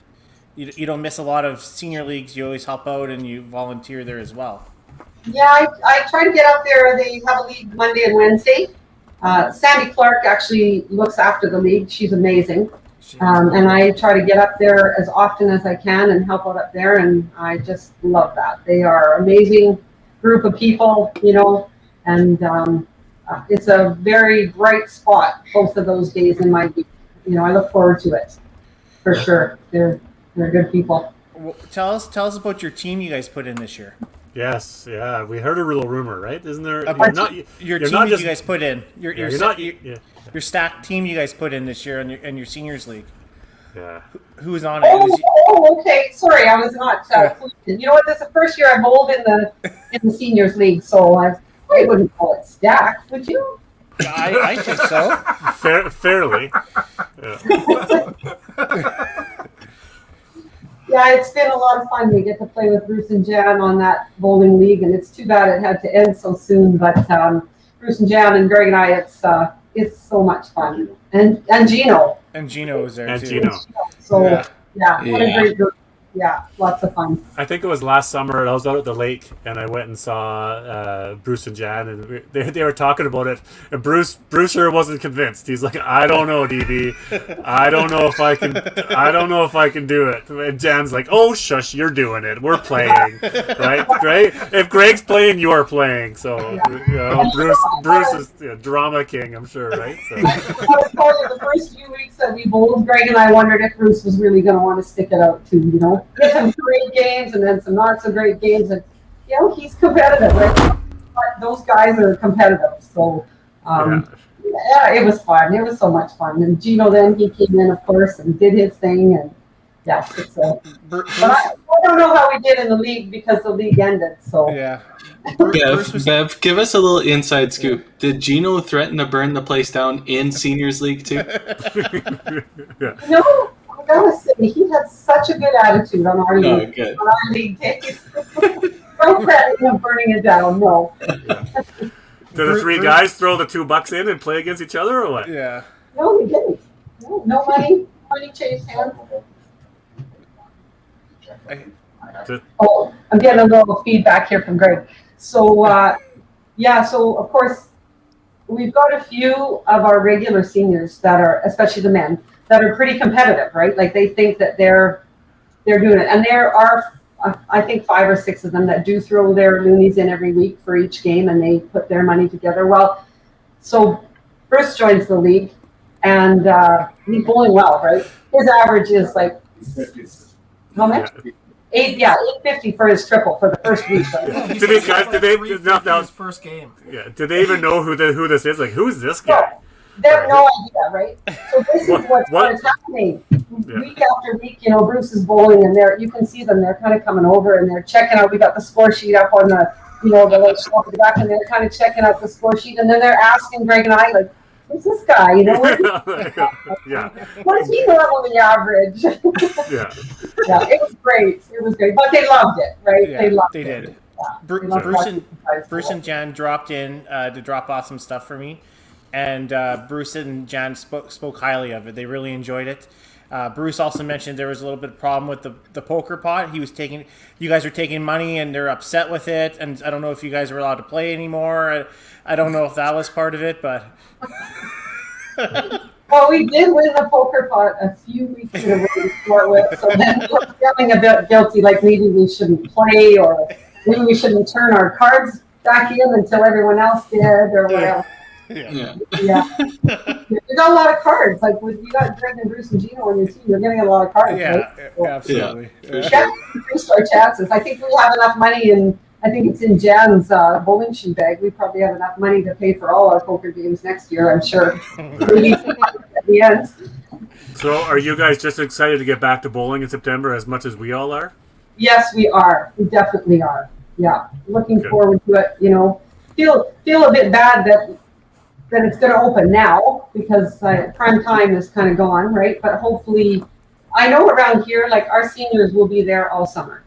I know there will be quite a number of seniors that play all the time, and they'll be back and they'll be bowling all summer. And I'm sure that we'll be wanting to get in there and get warmed up again too. I'm hoping there's a real, onslaught of people that want to get back to leagues and just getting out there and having some fun, right? I think there will be. I definitely think there will be for sure. Yeah, I hope that all bowling centers, put it out there, and get their voice out there, get their name out there, and start attracting people to play. Obviously, send out your emails to all the bowling your players, get them signed up early, fill your spots, because I think you're right. Like, people will want to get back and do stuff, but it's going to take a little bit of work to, get them back in and play too, right? Obviously, there's lots of centers that advertise and put their name out there, but you might not be able to just sit there and wait. But people will play. I know I've received 2 emails this week already from Heritage about watch for what's coming June 10th kind of thing. Stay tuned, and so really trying to get people kind of amped up about it, which is great, right? Yeah, trying to catch their attention to turn their eyes to the sport and the bowling center and stuff like that. And that's a prime example. Like Heritage, I know Shoreward Bowl does it really well. Getting those email lists and making sure you're staying in constant contact with your clientele and stuff like that. That's huge especially for bowling centers in a situation like this, where you do have your summer months, you're allowed to be open, you need to make some money. It'd be prime time to get in contact with those people. And let's be fair, a lot of these bowling centers are air conditioned in Alberta, so it's if it's 32 degrees outside, you can go inside and bowl, right? That's right. Yeah. And you can have your Alley Cats beer while you're doing it. There you go. That's right. Exactly. I hope or something, if you're a bowling center and you're listening or watching at some point and you don't have a distribution list of all of your league players, you do that this September, right? Get your sign-up sheets, get your email addresses, get as much info as you can collect from your bowlers so you can have mailing lists, you can have distribution lists. I mean, it's so key for you to communicate with bowlers ongoing. I hope that you do, but if you don't, you certainly get one, right? That's what keeps you guys so successful, right, Tim? Yeah, Jeff England 101. Remember, he mentioned that in his podcast, right? Jeff England 101 for sure. And the other part of that, too, is get a professional email address. Get a SherwoodBowl.com email address or a HeritageLanes.com email address. Buy your domain. BigSchmeebs@gmail.com. A domain name, costs $30 or $40 for a year, right? So you can run your email off a domain name. So you're right. Get, Jeff England 101, right? Yeah, exactly. I love that that's a class that we should set up. Jeff England can teach. Yeah. That email's a half joke. It's a real email. Jeff, we've got lots of students ready for sign up. Yeah, that's right. Perfect. Yeah. Well, Bev, we got some pictures we kind of want to share. And if you could walk us through the picture and let us know as much as you can recollect of it and walk us through the little bit of a history here. Okay, thanks for saying that, Carrie, because I am older, right? Okay, yeah, that's our 1980, I want to say, is that 4 or 5 Central Ladies team that we won provincials that year. Sandy Barnes is on the right, and then Louise, our coach, in the middle. Gail Moracle, Jermaine Knipple, myself with the big hair, holy cow. We all have big hair. Shirley Ford and Billy Wood. So that was our provincial ladies team. That was 84. You're second from the left in the back there, Bev? Yes. Okay. Yes. Yeah. Yeah, that was our 1984 team. That was the provincial gold? Yes, it was. Yeah, you're right. I like this one. This is one I think that somebody posted last week or a few weeks back, right? Yeah. Oh, that was 84 in Saskatoon. That was, Don Sim, I think, posted that a few weeks ago. Look at all those strikes in there. Boom. Yeah, pretty nice. I'd like to have another one of those one day. Only I'd like to fill in the blank in the second one. 448 isn't fun either, Bev. No, I guess, but you know what? You're a lot closer to 450 than you are when you do it like I did there. So. Yeah, you got a gold medal out of it. That's worth a lot. Nice. Yeah, that was a Saskatoon final. That was a good year. I think there's far more people with a perfect game than there is a gold medal, especially singles. Did you frame that article? I didn't. I have the article. It's tucked away in a file here in the drawer, probably for the kids to go through when we're gone, you know. But I do have a nice plaque from that. So that was quite an honor, actually. That was 1984 as well, and it was quite an honor because bowling, as we all know, is sometimes not always recognized like we'd like it to be. So to kind of win out over other sports and, you know, summer type athletes and winter athletes and that kind of thing, that was quite an honor to receive that. That's very neat for sure. That's a big honor for in a big city. Yeah. I want to mention too, from that last photo that you posted, the 1984 singles one. I got a little portable stereo for the win. They were giving out a little prize. It was Carling O'Keefe, I believe, and they were giving out a little stereo for the prize, and I still have it. That's awesome. And it still works. Nice. Yeah. Yeah. So. That's super cool. Oh gosh, I'm not sure what year that was. Ian Fraser. Wow. So obviously that was held. Oh wow, Ian Fraser. Yeah, that might have been 1985. Actually, I think it was at Roslyn Bowl. Yeah. So yeah, that was the singles win there. Holy cow! We look so young. That trophy's missing a layer of. Yeah. Or layer or two, yeah. Yeah. Yeah, we're on there now, but you know that was the 80s. That's awesome. Yeah. Well, and that'll be our 1985 team. Nancy up there in the right-hand corner, and Billy Woods again beside Louise Holmes, our coach, beside myself, and then Carol Bradford. She used to be Carol DeMars. I don't know, you guys probably, I think that was also predating you. She was a great bowler. And Jermaine Knippel and Phyllis Ward. You guys know Phyllis? She bowled out of the Duke for a lot of years. No? Not off by hand, no. No. I guess, again, that was a long time ago. So, you know, great team. We had a lot of spirit and a lot of get up and go and did the best we could. Oh, yeah, Mike DiPietro with one of the old teams. Now, I'm not sure. I think this is 89. What a beauty mullet. Mustache and mullet for Mike. Yeah. Yeah. So 89, yeah. I think that was held in the South that year. Oh, no, I don't think it was. That was a different year. But anyway, yeah. That might even have been Camrose, actually. That might even have been a tournament held in Camrose. So, see, our uniforms changed there. Yeah. Gray shirts. The hair changed too. Hair changed too, yeah. Yeah. A little bit, just not as long. Wow, where'd you get all these pictures? My goodness. You actually sent them to me. I don't think I did this one. Some of those. Yeah, I think you sent them to me. To be honest with you, yeah. I didn't send you this one or the last one. Yeah, maybe I got that, but yeah. I don't know where you got this one, but that's our Masters team. The hair got even shorter there too, Bev. Yeah, I had kids by then, right? Yeah. And Tracy, look at Tracy there. Oh my gosh, right? Yeah. Penny, Leanne, Fran. Fran hasn't changed a bit. Yeah. Yeah. No. But neither has Tracy, really. No, she hasn't. She's ageless, that girl. Yeah. Yeah. So great group of ladies there. That was a fun year. I played with Leanne in a couple of opens early on in my days too, and she was just wonderful. Still a great lady, absolutely. Yeah, for sure. Yeah, all tough competitors. Everybody wanted to get out there and do our very best and win, and it actually happened. So good. Now, from your perspective on the master side of things, how much has changed since you started playing early on until now? And have you seen waves of you used to have huge numbers and now there's lower numbers or good numbers, or what's changed over the years that you've been involved with the Masters? I think when we first started, it was pretty good. I mean, it seemed to be really strong. There was pretty good numbers, and definitely it's just kind of gradually dwindled over the years. I know the Masters has tried some things along the way to get people to come back.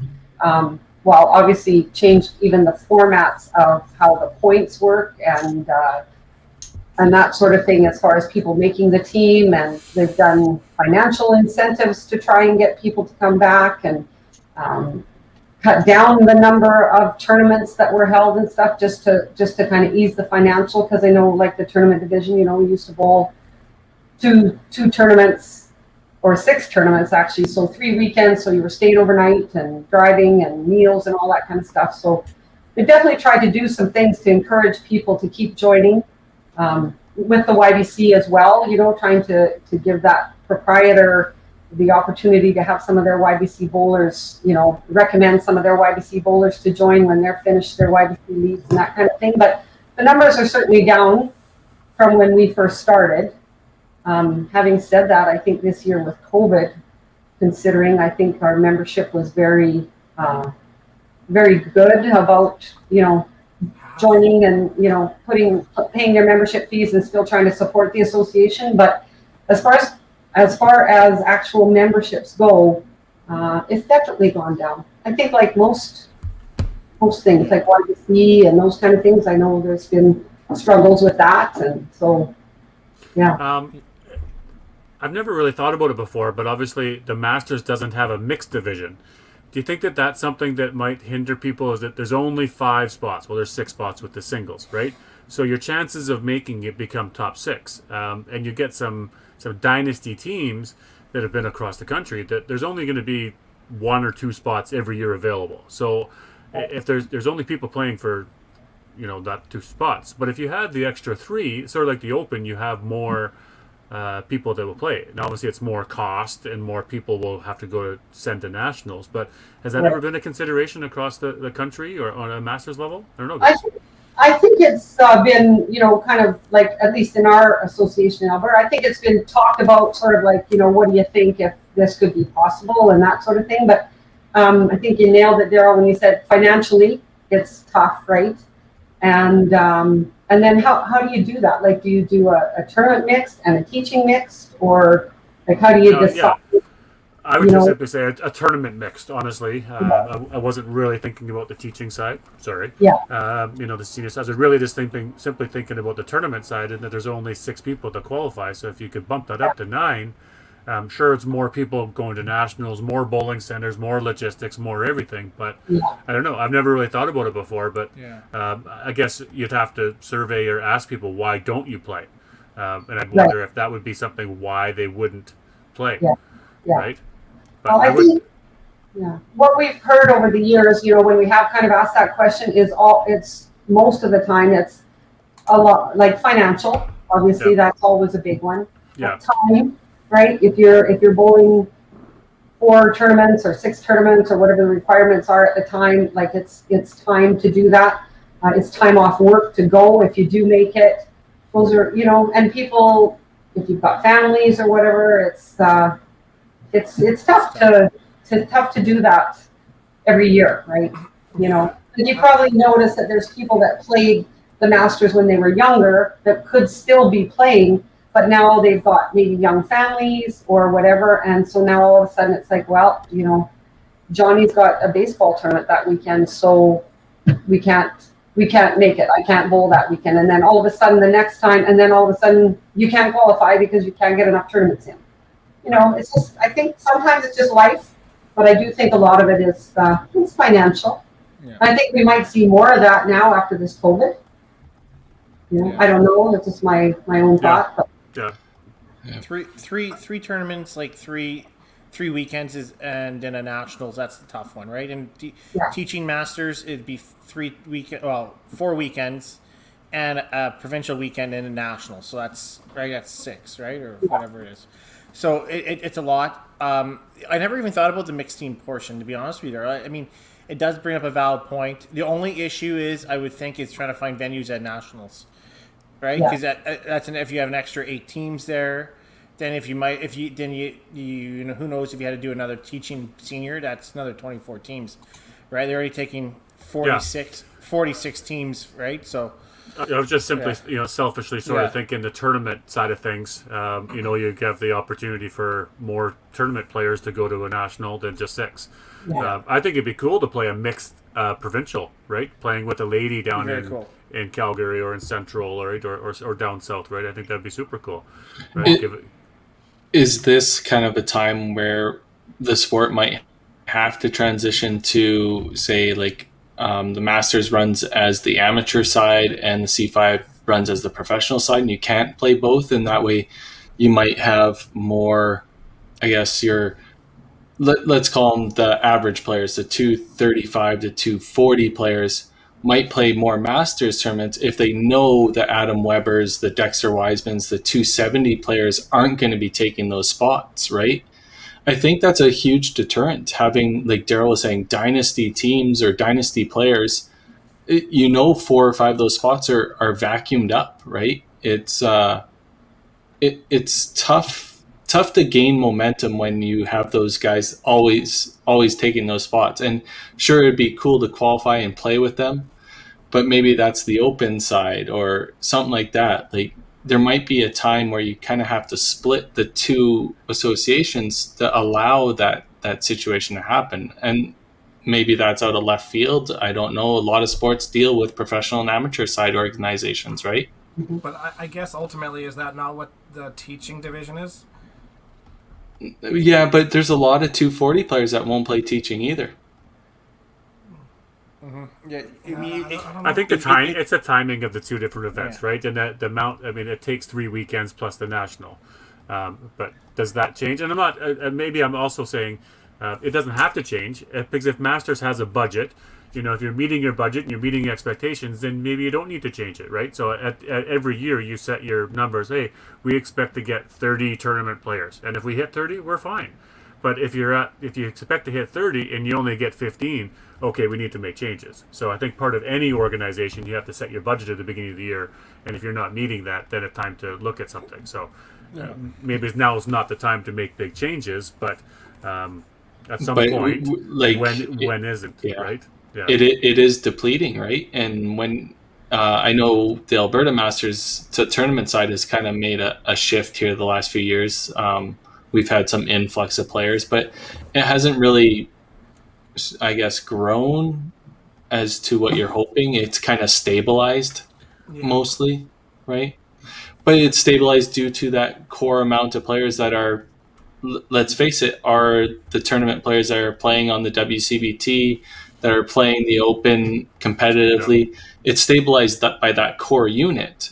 If they're not there, does the Masters survive, or maybe it gets filled with players that are league players in that 230 to 240 range? I don't know.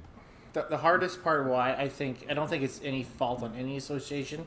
Centers are closing, YBC is dwindling, and there's nobody coming up to fill those spots, right?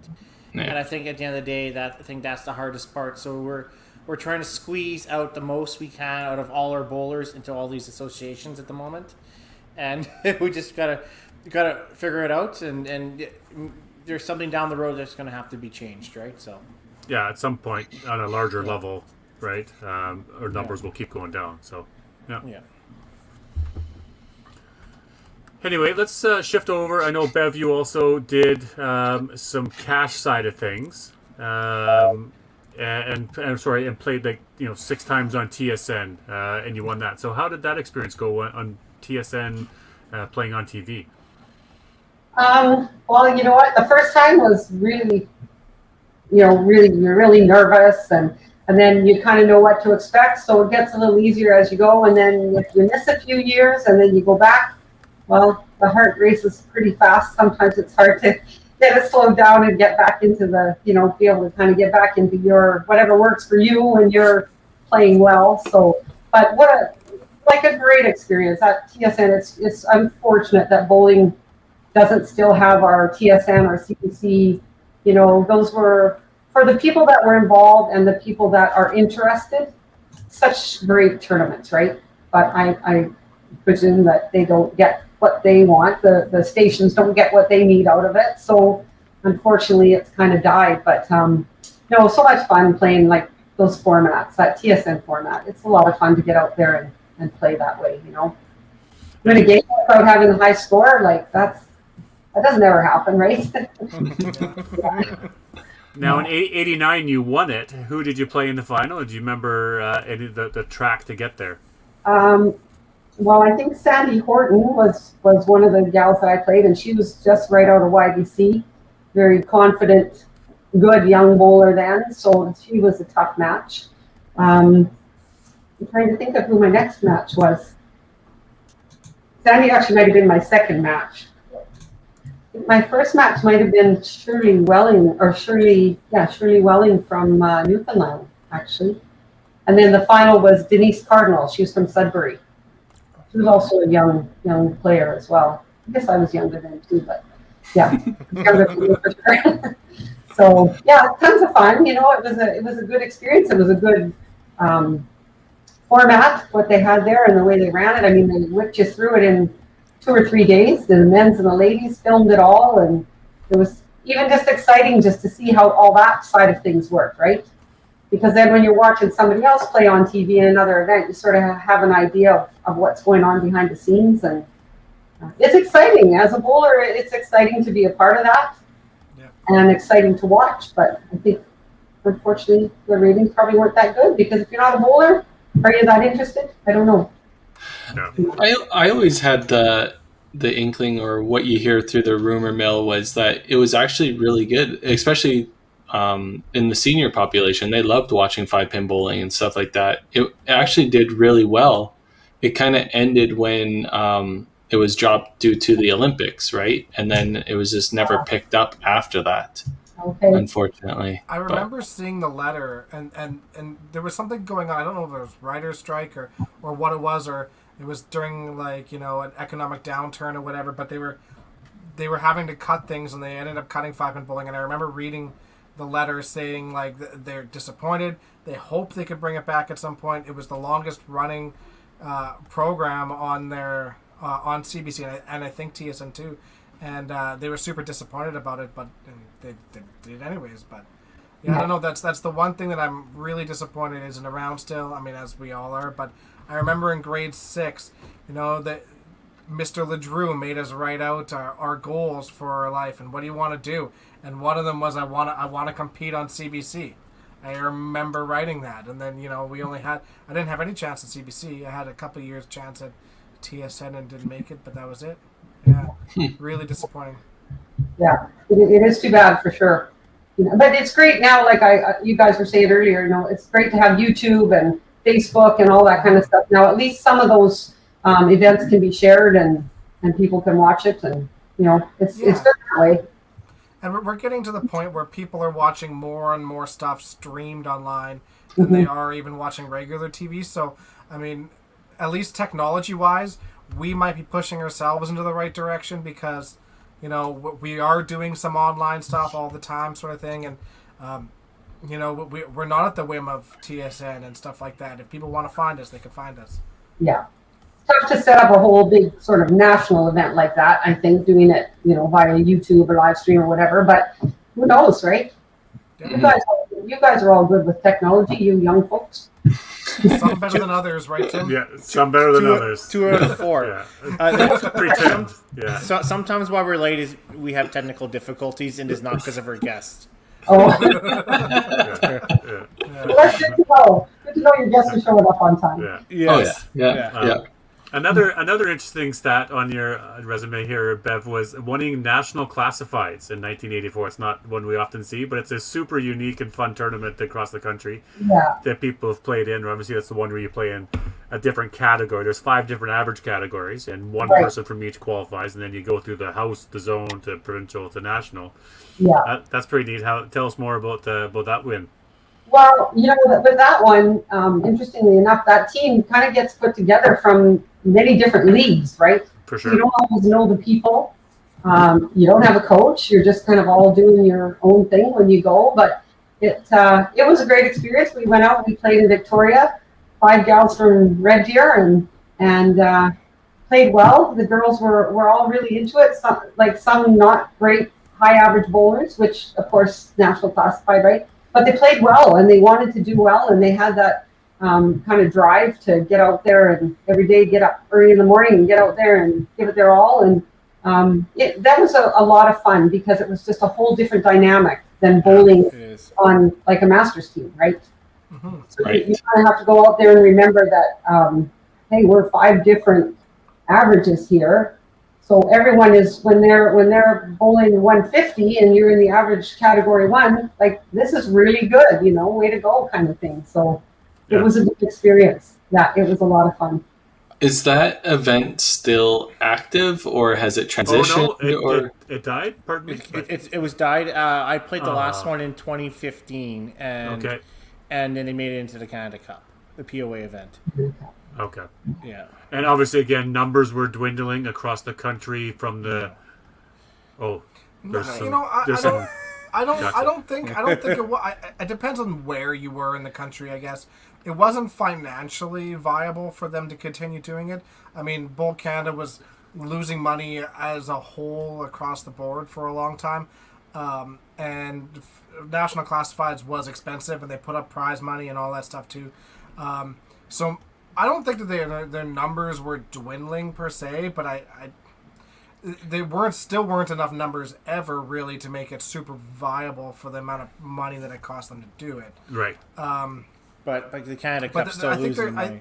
My personal opinion is they could have done things to make it more viable and still had the tournament, because like Robert's saying here, Alberta had huge numbers in national classifieds. Well, I remember playing at Western Lanes, and they would put up the banners on the wall or whatever, and you could enter, I think, for 3 weeks, and you could enter in any league that you wanted, and they would post your scores as you played them and stuff like that. So you would constantly re-enter to try and post a better score and stuff like that, right? It cost you $5 to enter, and we would end up having 300, 250, 300 entries for sure. How is a tournament not viable when you're putting in that many entries in one center, right? I know Western Lanes was real big. Like, you would have your Class 5, you'd have multiple banners filled out, and Class 4 is kind of the same thing. Class 1 struggled a little bit, but there were still entries. And right. So how it worked is you can purchase your own franchise, or you can make up with. Or if you had enough numbers, right? Right. Yeah. So the numbers was $250. So $5 an entry times $250, right? So that's how that was your franchise fee. Into what, provincials or into into your own team from your own center. If you didn't have enough, then you would combine with other centers, right? In your zone, right? In your zone, right? So if, for example, if we had our own team from Sure Bowl, we wouldn't have to play a zone round. We go straight to provincials, right? Yeah. So when I won in 2015, our team, we qualified in house, but we used to do $20 for 5 entries. We used to eat an entry because people would just do a $20 bill, and you wouldn't even think about it. Sign up 5 times, have a good first shift, and they're stuck for 4 more, right? But and we used to have over 300 entries, easy, right? Yeah, and you guys would then do this 250. It was fine.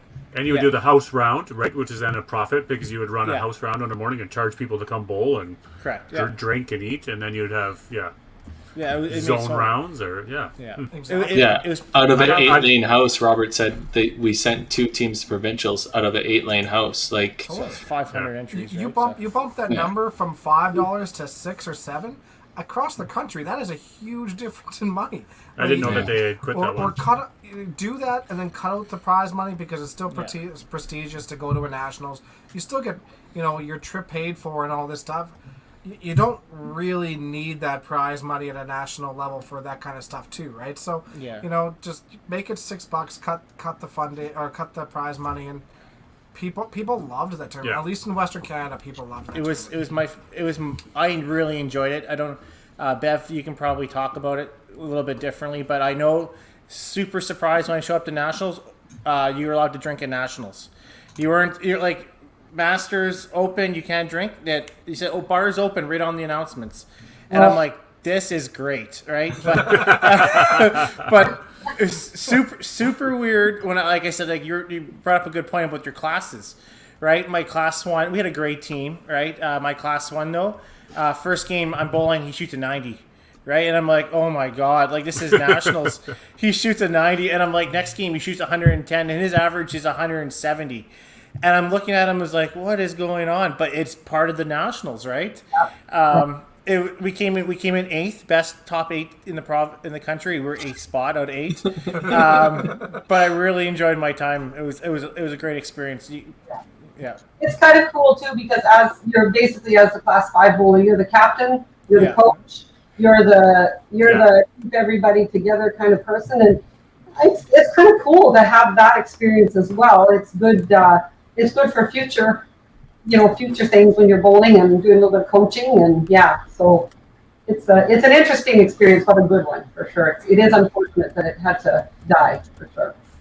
It's a good way of mixing everybody up too, like how right and a good exposure for them. Those fringe players, the ones that are 201 to 216 in one of the classes, right? It's the class average league 4, bowler. whatever. Okay, now you get to play with somebody that's averaging 260 at a nationals. Those are great experience for people. Yeah. And those are growing experiences, and it doesn't matter what average class you were.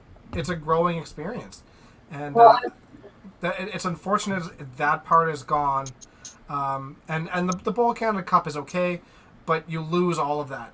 You lose every bit of that. Use the uniqueness. I mean, that's the idea of the event is you don't know who you're playing with, so that's the fun of it. You might play with somebody completely different. And I think part of the classifieds when they ran too, like what I always heard was, we could go to nationals in Victoria, or we could go to nationals in Ontario, or that is a big driving force for all those big bowlers to join and give it a shot, right? Like that's a big prize at the end of the road, For sure. Just like ours, just like all the competitive tournaments. I mean, that's a big deal. The big deal is to get to nationals, but it's also about where you get to go, right? It's the travel. I mean, what a great opportunity that we have had through bowling to travel, right? Right, exactly. And then all of a sudden that's exposed to every average class rather than just the elite. And and it's done within your center, which makes it way more accessible and way easier than it would be if you were, even doing masters and stuff like that. You still got to sign up for masters. You got to go to all the different centers and stuff like that. And sometimes that's intimidating for people. Yeah. Whereas this isn't. You're playing in your local center. It's comfortable until you make the team and you can move on to the next round. Yeah. But then there's a level of prestige to that, and they're excited. And I mean, watching some of our seniors play it, they absolutely loved it. I don't know. It was definitely missed that. So the coolest experience I had with it, besides winning in 2015, was the year I got to play with Grandpa at provincials, and we got a bronze medal, right? Never would I ever think I got to play with Grandpa ever, right? But I got to play with Grandpa at the national classified, so I thought that was a really cool experience. Yeah, really cool. That's awesome. Yeah. How about this fun little resume tick here, Bev? You won the Kelowna Ogopogo Open in 83 and 89. So was that just a booming monster cash tournament that you came in and steamrolled, or what? I'll tell you what, that was the cash tournament to go to in the summer back in those days. Okay. In Kelowna, obviously. And they had, I don't even know how many shifts they had over the weekend. 6 maybe? Full. What time of year? Was it like the August long weekend? Or? Yeah, August long weekend. I'm in. Sign me up. Let's go. I'm going to Kelowna for August long. I'm already going. I'm playing. Who's playing? Yeah. We're going to get a Facebook post about it too. Yeah. There used to be so many Alberta bowlers that would head out there. Like we used to get together with lots of the bowlers after the shifts were over, go over to whoever has got the hotel and sit out on the deck and visit, and like it was an awesome tournament. It was a big deal back in that day. Yeah. It was a big deal to go out to that cash tournament. They put up some good money, for the prize money and stuff, and it wasn't terribly expensive to join in. And it was a vacation, right? Yeah. I think the tough thing, obviously, with Kelowna right now is you'd be $400 a night to stay in a hotel. It gets the prices are ridiculous. Or VRBO. Bring your trailer. Yeah, bring your trailer. But even us right now, we're having a painful time trying to book camping in BC. Right. Because the Alberta resident, even before having this whole COVID thing, trying to book camping there is crazy. So, but I love that there was a big tournament at one point in time in Kelowna. We'd love to do it. So. We used to stay at the Stetson. It was quite a neat little place right along a creek. It was pretty cool back in that day to be staying in a place that it wasn't fancy, but I mean, you could sit out in the back by the creek and have a few drinks with your friends, and it was, you're down there bowling. I think I watched Diane throw a 450 at that tournament, actually. Awesome. Yeah. So, yeah. I wonder, like Daryl, you're kind of saying camping and stuff like that. We always used to play a ball tournament there in the summer, and well, you were there for one of them. Mm-hmm. We stayed up at That was Vernon. That was in Vernon, but we played Kelowna was the couple years after. I think we stayed up at the West Bank area. Yeah. And they had some decent camping up in there, and it wasn't super expensive. But I guess you're competing with ball teams and stuff like that because they have a lot of ball in that area. But yeah, I mean, it's definitely feasible.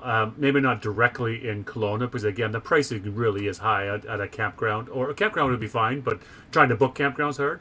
Unless you could get a group site, where you had 10 trailers you could go. And then there's obviously well in advance or VRBOs or something that you could book. Hear me out. Yeah. Houseboat. Yeah. Houseboat. Yeah. Real safe. Yeah. Yeah. No, but Vernon might be a little bit less expensive, or maybe there's other bowling centers in the Okanagan region, Kamloops, maybe into Kimberley, into Creston, into Nelson. I'm not sure what's bowling centers in there, but a little bit on the less expensive side of things, but still getting a holiday out of it. I love that idea that you guys, Bev, took it as a holiday to get out of town, and sure, you bowled for a couple of days. But in specifically the tournament, do you remember the final matches at all of those two tournaments and what they were? Were they 3-game total pinfalls, or what were they? It was total pinfall. It was 10 games. Oh, okay. The whole thing, total pinfall for the 10 games, scratch, handicap, you were entered in both. So yeah, that's what it was. And I think that's part of the reason maybe it drew so many people. Yeah. Right, because it's just a 10-gamer. So you come and you bowl your shift, and you play 10 games. I like it. And there's no match play side to it. And you're here to enjoy yourself. You're not here to necessarily play full-on match play. I like it. I think that's why the North Battleford tournament did so well as well, right? It was you would show up, play your games. You didn't have to worry about playoffs or anything like that. And they would send you a check if you placed, right? Well, that's how some of these smaller circuit tournaments, the Vegravilles, the wherever they are, right? They're just a qualifying shift, and you can come and go, or the Scotch doubles, or any of these doubles events, right? Like you don't have to play.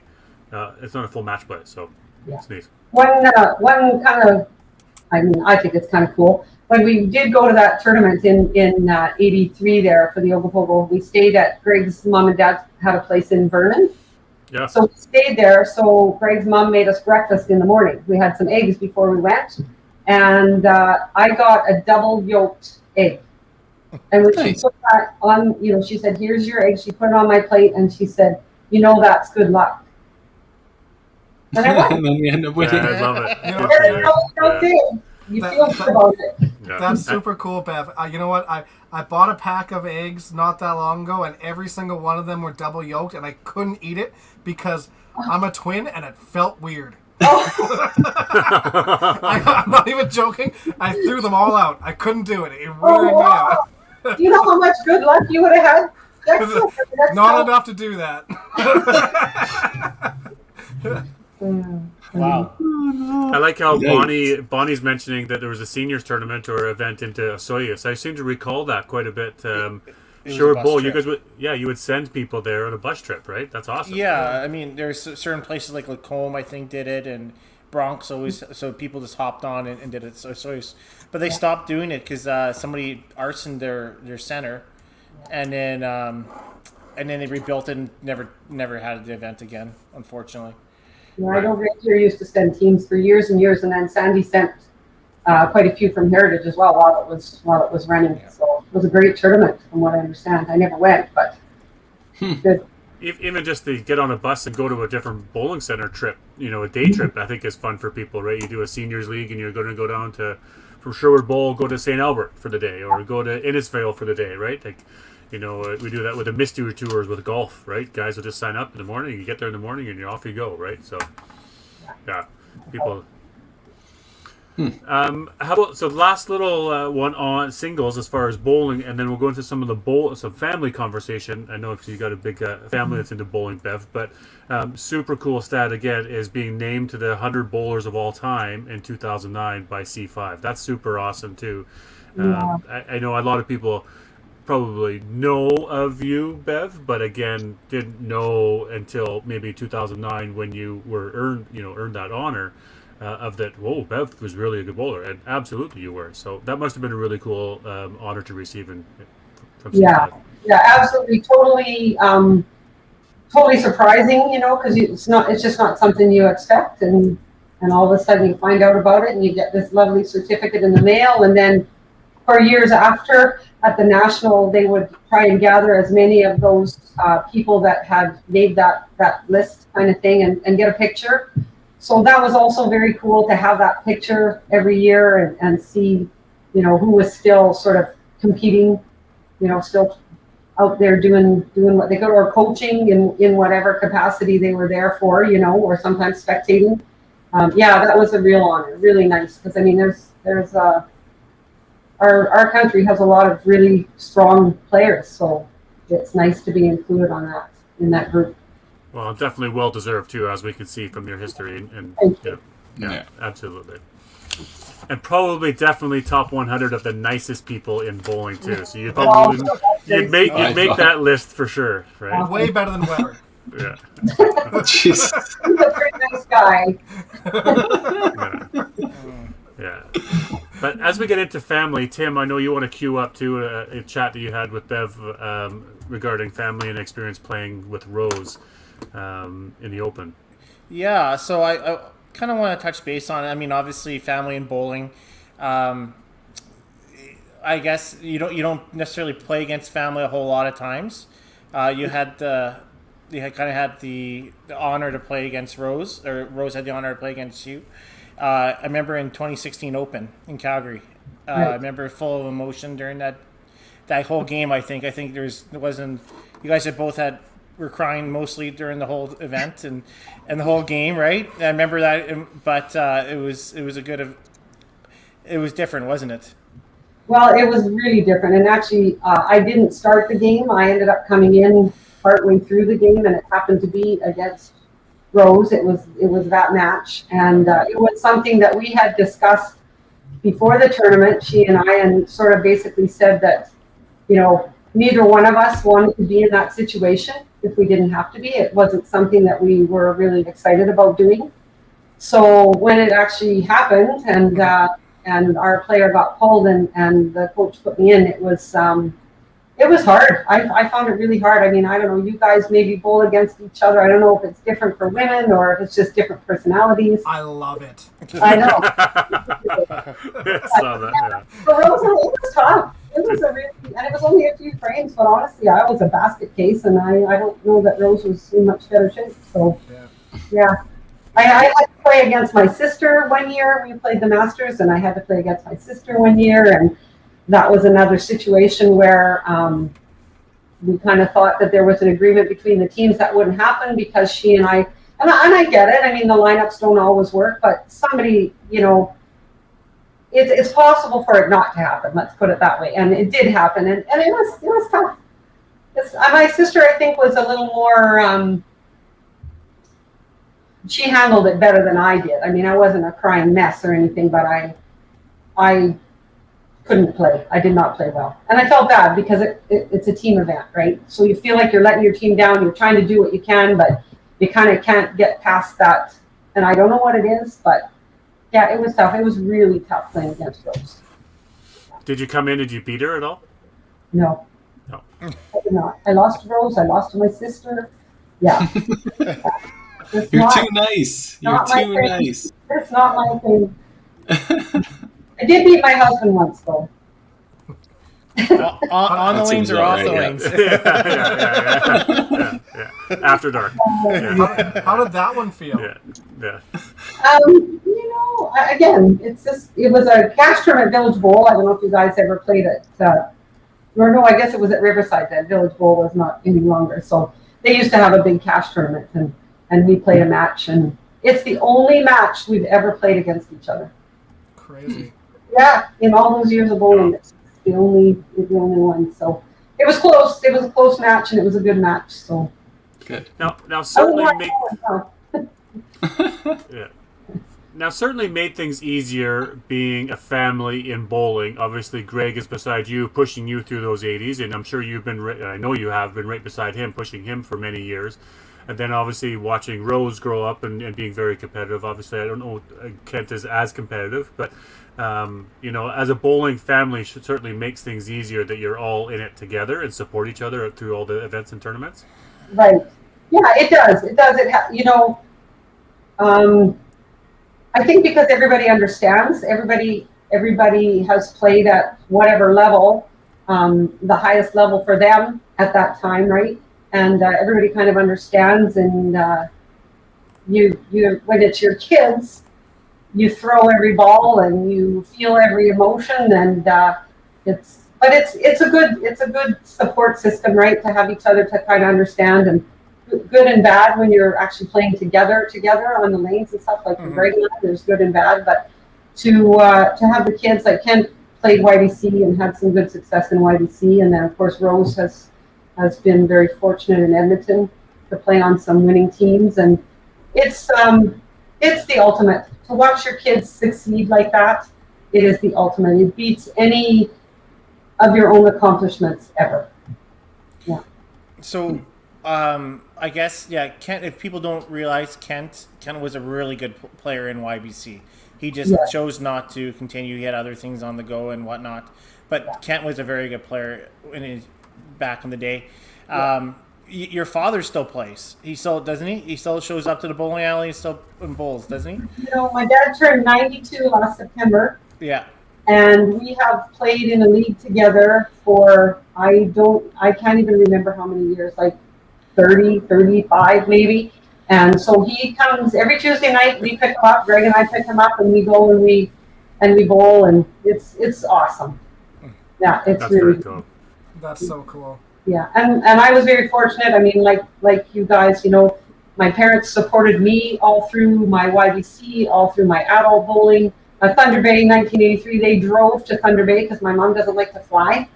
Wow. So they drove to Thunder Bay for that competition, and it's great. It's great when your kids, you feel like your kids want you there too, to be watching and supporting. So it's really nice to have that experience, because you understand, you get it, you get all the hype and the excitement, and what their goals are, and you appreciate that, and you feel the losses, and you relish right along with them the wins. So it's amazing.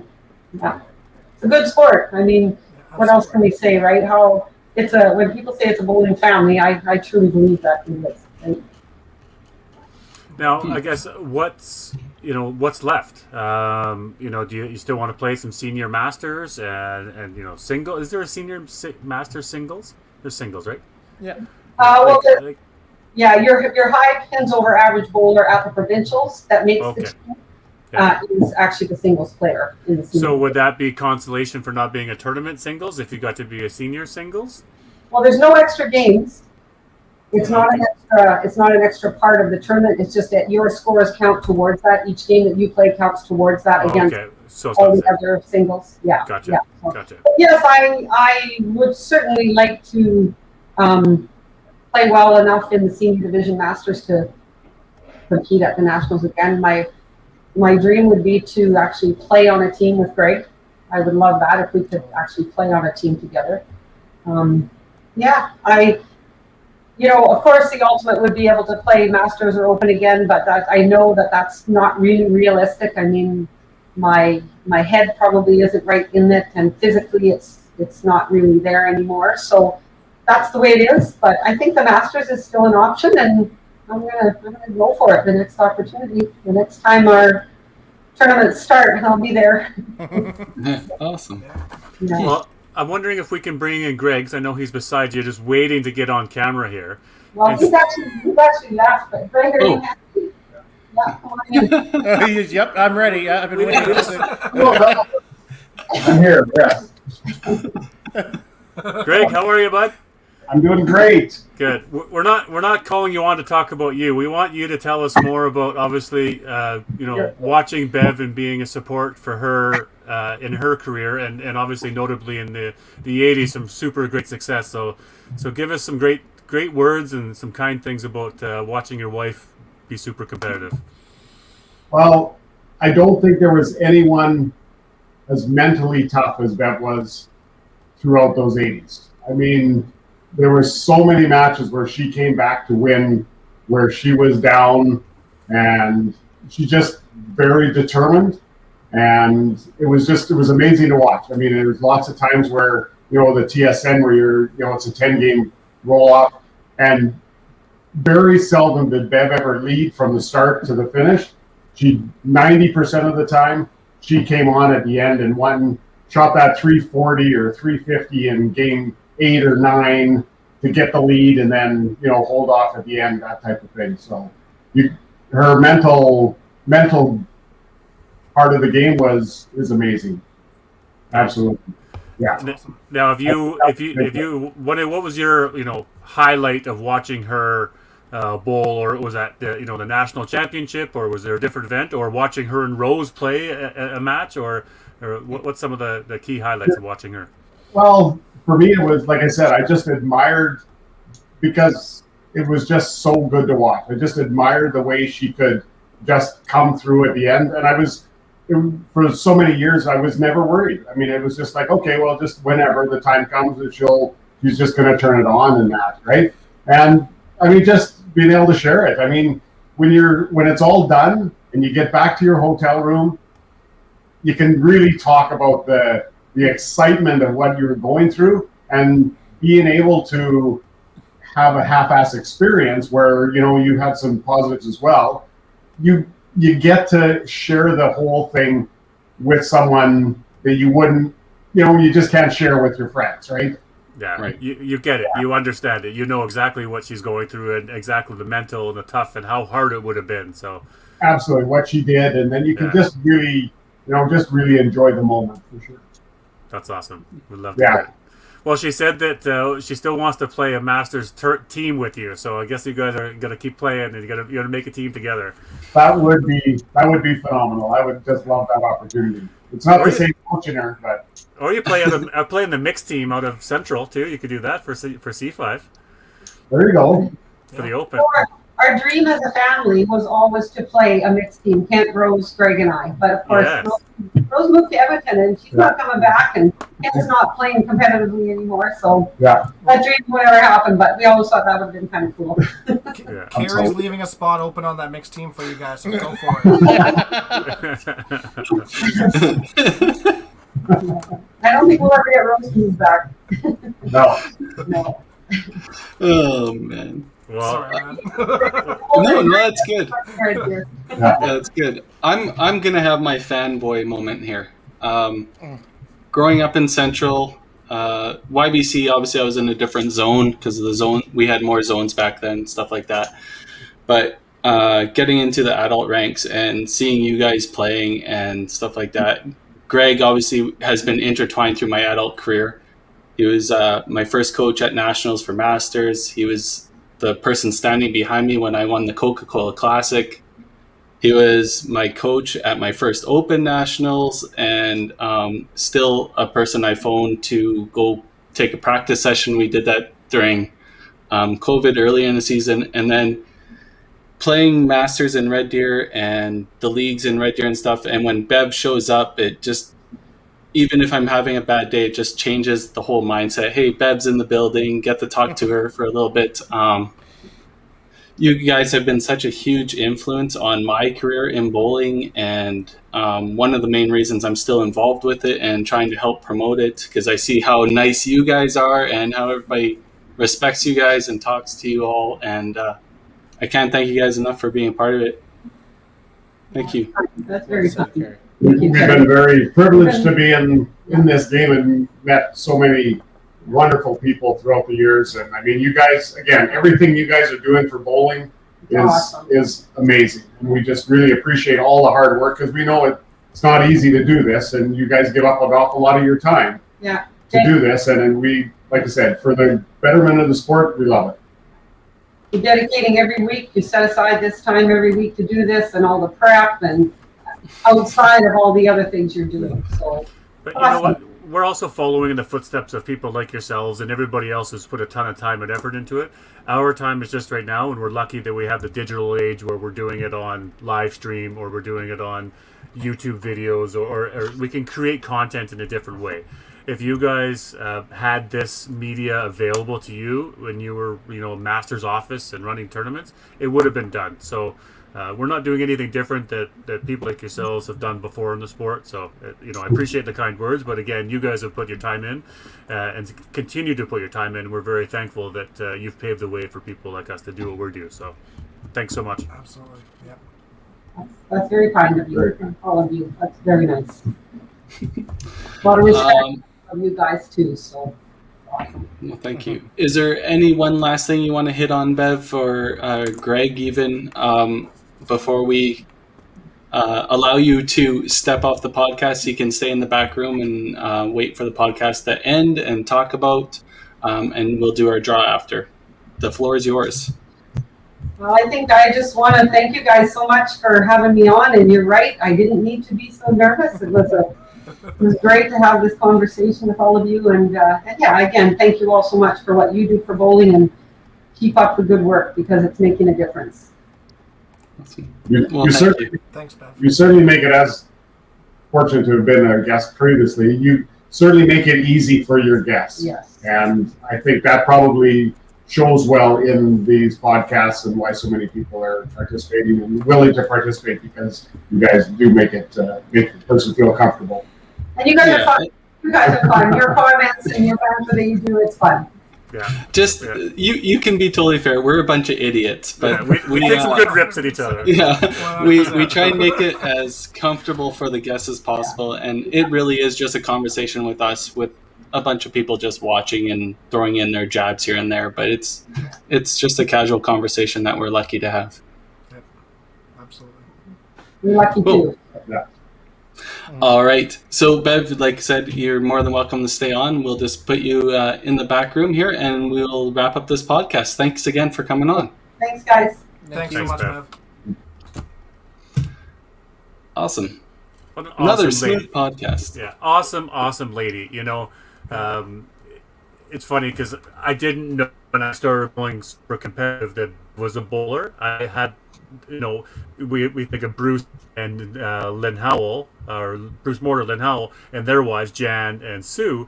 I always thought that, for a time, that Bev was just another bowling wife, right? Sorry, Bev, I know you're still in the back, but that was reality, right? Until you started to realize, no, Bev was a phenomenal bowler, right? Oh, okay, right? But three of the same people, I would consider in the same group, just wonderful, outstanding ladies that have done so much for the sport and watching and being part of it. So super glad we had her on.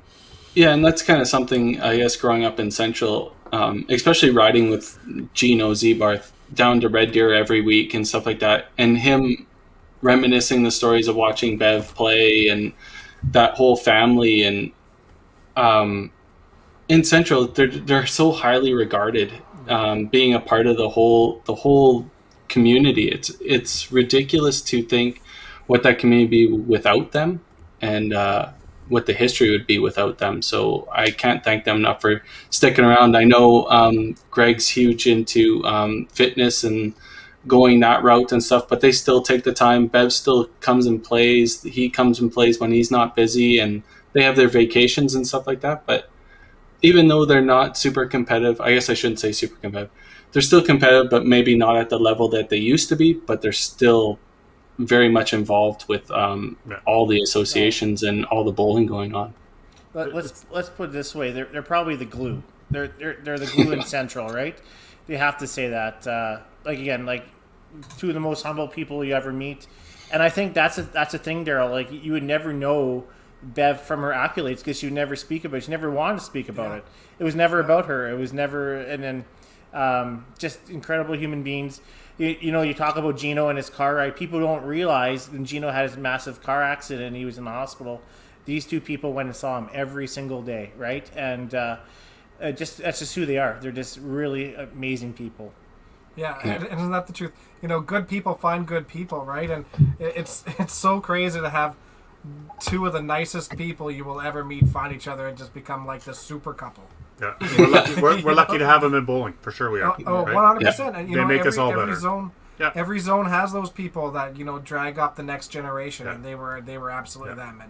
And super super grateful to know them, and super grateful to be friends with Rose. And It's just neat community we have. Yeah, for sure. Do we have a guest for next week, Tim? We had a cancellation, so we're working on a replacement. So we have Daryl and I and Dex have talked, and we have a couple stones in the fire.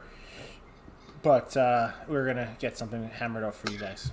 So just so I guess the fans, the audience watching, or whoever's listening to this podcast, I will not be here next week. So if verbatim that something doesn't get lined up or something like that, we will take a week off. But if these guys get a guest lined up, they'll have a great show. And I'm sure we will have somebody to replace me. If not, these three can run the show for the week.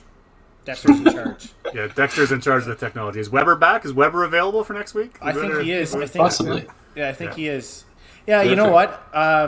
I can learn the technology, just might not go very well. It might be... No. Dexter's got it. Yeah, we'll be fine. Yeah. You know, we got a few people. Dexter? Yeah, we got a few people in there. We'll get quality guests. We've got some good feelers out there across the country. We're lining up here the next 3, 4, 5 weeks, right? So there's some good guests to come. We're happy. Will they reveal who they are? Okay. Weber's in next week. Perfect. There we go. Perfect. Yeah. Perfect. Awesome. It's getting into holiday season. Weber's going to be on every week now for the next 3 months. Yeah. Sounds good. Yeah. All right. Well, let's get this all-star draw going here. So we have 30 entries this week. And no Jason Scaletta, as long as he kept to his word. And we'll see who wins that lucky draw from All-Star Bowling Sales.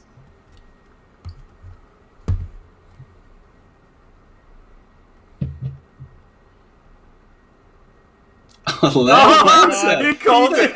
He called it, Lenny. If there's a guy that needs a set of balls, it's that guy. Yeah, he's doing a dance right now. He's sitting there laughing. He's so high right now. He's laying down in his couch. He is stoned out of his mind, sinking into his chair, laughing his ass off. Called it. Yeah. Habs win. He's saying right now. It was just like that. You guys see that poker video where the guy called the flop and called the river and the turn? Insane. It was just like that. Yeah, because that happens often, right? Yeah. Oh, that's funny.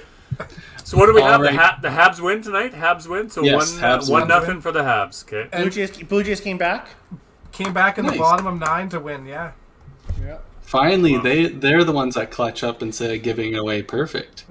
You can't put in Chatwood. You just cannot put in Chatwood. Oh, that was awful. So no, Don. No. Great. I'm not going to sleep tonight now. Thanks, man. Yeah. All right. Once again, thanks to our sponsors, Alley Cat Brewing, for giving us our drink of the week, and All-Star Bowling Sales. Thanks again for doing the draw and help sponsor this podcast so we can come back week after week and fill your brains with nonsense and hopefully good guests. All right, guys. Have a good one. Thanks, everybody.